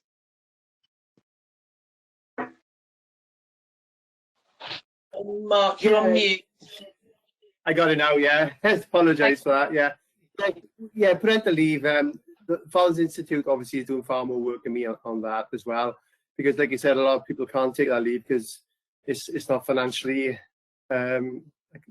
easy. Like some countries, Scandinavia, you know, UNICEF, more the rich countries, Scandinavia, they put in this place because they realise the benefits of that early years, I should say. Like, so yeah, there is fathers taking out, but unfortunately, it's not financially for all parents to take that leave. But I would like to see all parents taking that leave in the real world. I did my own vision for the first year, you know, take time off, 9 months or whatever it is in the first year, because you know, that early support for both parents, gosh, that's massive investment for the future of our children as well. So yeah, I'd like to see more of it actually. Mark, thank you for that. Moving swiftly on, Smita, I can see there's a question that's just come in from Debbie, one of our Lambeth peer supporters, and she's asking, or she's saying that are we in an obsessiogenic society? Do you feel it may be the same for mental health? Wow. Just to put you on the spot. Well, I think definitely because of the pandemic and a lot of stored up kind of grief and different things that are going on, and what we just heard from I've forgotten her name, the mum we just Hajara, yeah. You know, like how isolating it was as a new mother. And what I found supporting families during the pandemic, there was so much isolation and so much anxiety. And I think, you know, as a peer supporter, even through a screen, you have a huge amount of impact on that. So I do think that we are going to head for some sort of mental health crisis, if you like, but actually we've got so many support systems in place. And in fact, I was having a really interesting conversation where normally as a peer supporter, just by sitting alongside someone, your presence brings comfort. But where you can't do that and you're forced to communicate through a screen, you're using your voice a lot to try and convey the same thing. And it's quite exhausting. So it's also about taking care of ourselves as we support others, because, you know, we can't be there for others when we're not looking after ourselves. So I think there's been a lot of emphasis on well-being and personal well-being, rightly so, which will probably put us in a better place to support people as things unfold in the future. I hope that answers the question. Thanks, Smita. We've got a few more questions coming in, but I just want to jump actually I want to put a question to Hajara. Hajara, if you had one thing to say to someone who's just found out she's pregnant, or someone who's just had a new baby, what would that be? If I had something to say to them. Yes, sort of thinking about your experience and something to either, I suppose, something to give them hope, something that you think would sort of be of help to them. What would that key thing be? What would the key message be? I think the key message would be to stay positive, and that don't focus on past experience, or let anything that's happened in the past make you think that you can't do what you're about to do, and just stay positive. Okay, lovely, thank you. And Mark, there's another question here as to whether or not there are some common factors in men that suffer with postnatal depression, such as their profession or economic status, poverty or personality traits. There's a lot of depression in servicemen, or ex-servicemen. Is that something you've found to be the case? Yeah, or are there other common factors? Loads. There's not one reason why your father can be depressed. There could be loads of factors come into it. But what I will say is the birth experience we've got to ask, not just for fathers, but mothers obviously and father, because a lot of mums are getting diagnosed with postnatal depression. But in fact, it could be the symptoms from the PTSD, from the trauma, and those treatments are totally different. Totally different. So sometimes, like Michelle was diagnosed with postnatal depression, but when she did the time of trauma, when she was unwell with me, she would have been diagnosed. I was never diagnosed with any PND or PTSD. I was diagnosed with ADHD years later. So that's your point. A lot of these fathers are not getting diagnosed with PND, just depression, but you don't get the root of the cause of depression. You have to get, I've had fathers 29 years after, with losing everything, only finding out, witnessing what far worse than me in the labour ward, and he lost everything. And I was the same when I was an advocate for mums. We weren't asking this question 20, 30 years ago. Now we are. And it's happened with fathers, unfortunately. But, high risk in the black community, black dads, some work with them.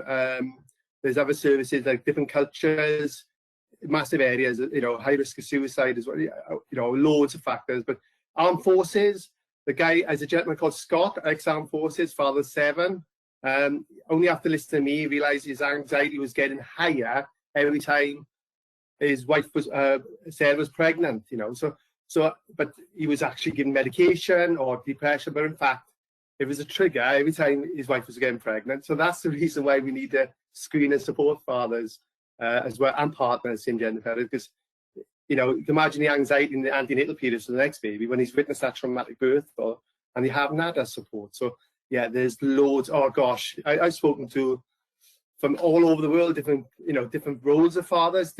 I think in the UK especially, the role of father is totally different to some cultures and tribes as well. The father's role could be 2 or 3 fathers because of circumstances. But in the UK, because there's a massive shift now, and there's more pressure now on fathers, and now fathers are home alone and mums in work, we have to, unless we change the times and get the maternity services to support both parents, unfortunately, we're going to see a massive increase of adverse childhood experiences and loads of factors later on. But the positive, I've got to end on the positive, it is changing. It is changing for the better. So we have to think of the positives rather than negatives. Mark, thank you for that. I've got another question around paternal mental health, and it's from Kat Godfrey. Kat, you're a GP, aren't you?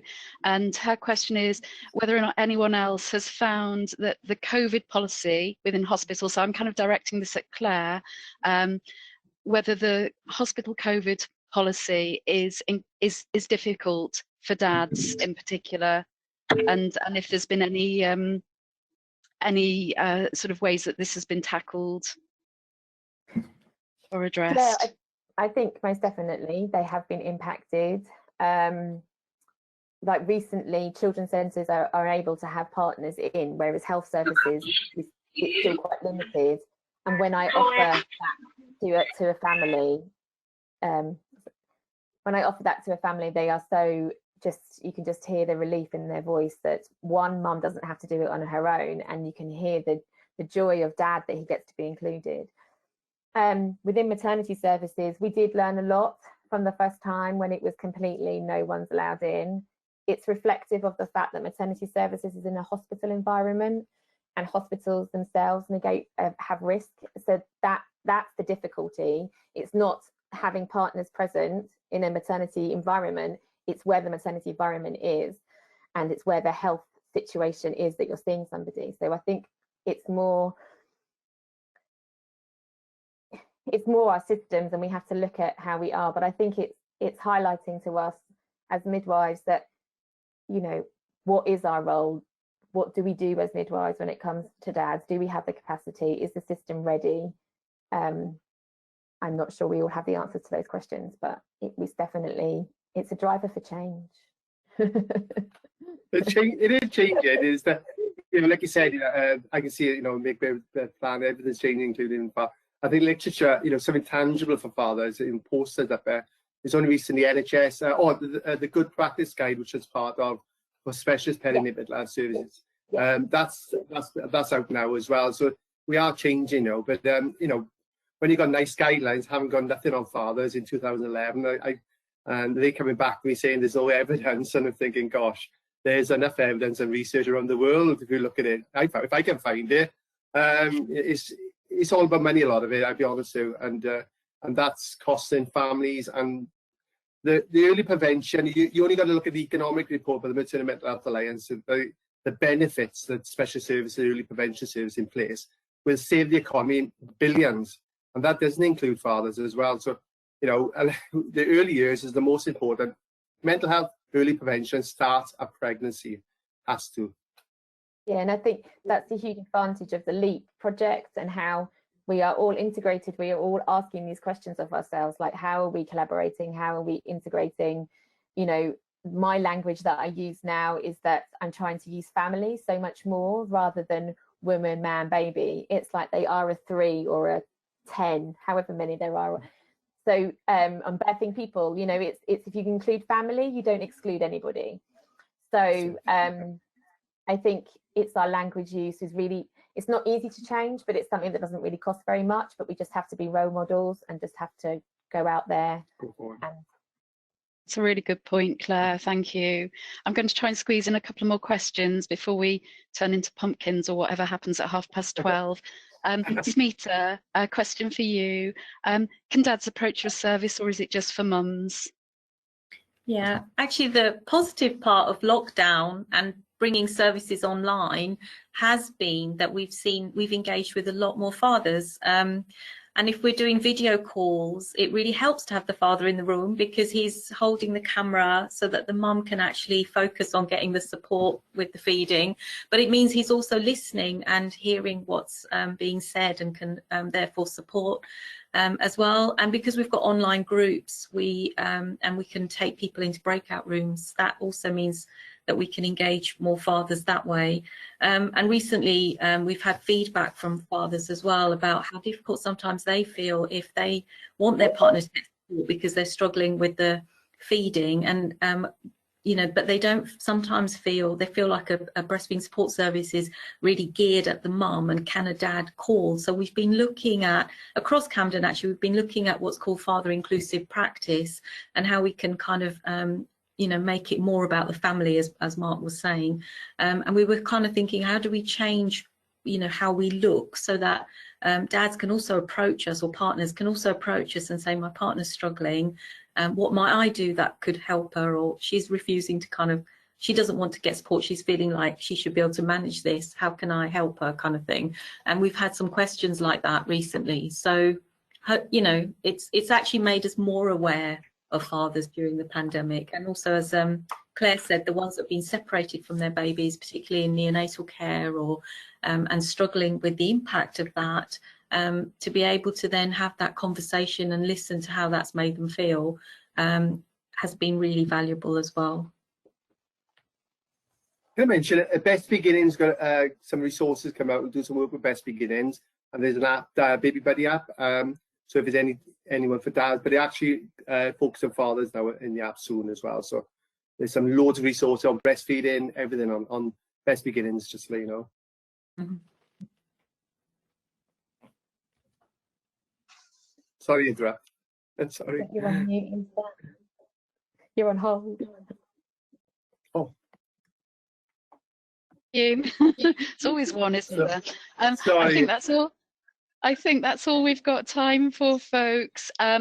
If your question hasn't been answered, we've got a list of questions, so we will go through with a fine-tooth comb and sort of get back to you. And I think all that's left to say now is a thank you, and for that I'm going to hand over to Carla, my colleague on the Lambeth Peer Support team.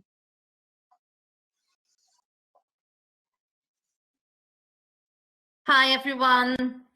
What a lovely morning it's been. My name is Carla. I'm the Deputy Coordinator for Lambeth Lead Team and also one of the peer supporters. So I've been given the role of wrapping up. Before we do, I just want to ask how everyone is feeling. As always, the levels of oxytocin are typically high in these events. And obviously our speakers have even made it a more significant factor. So a huge thank you to Laura, Richard, Claudia, Mark, Smita, Claire, and Ajara, who shared their amazing and the passionate stories, experience, and knowledge. But also I want to say a special thank you to Ajara, who's, she doesn't do these talks every day, and she came to tell her story. But for us as a service, she represents all the women that we've supported throughout this pandemic and are still supporting. And as we are taking the steps to come back towards the new normal, today's session is a reminder how the pandemic has impacted on us all and how important it is that we continue to ensure that this vital support and services remain relevant and accessible to everyone. This is our first online study session. It's been the first for the Lambeth BFN team, and we couldn't have done it without the support of our wonderful LEAP colleagues. So a very special thank you to David Woods, Angie Lewis, and obviously all the LEAP team who, they're always amazing and so supportive. And before we go, just a reminder, Lisa's mentioned this at the beginning of the day today, the ABM Pamela Lacey Award, that's, the nominations are open till the 5th of April of 2021. Please just bear us in mind, just putting it out there. And also the BFN evaluation survey. If you, please share it with families. It's very important that we get that feedback. Do follow us on our Facebook page, which is in our slide. And thank you so much for joining us, and we look forward to seeing you all again soon. It's been a lovely morning. Thank you so much, everyone.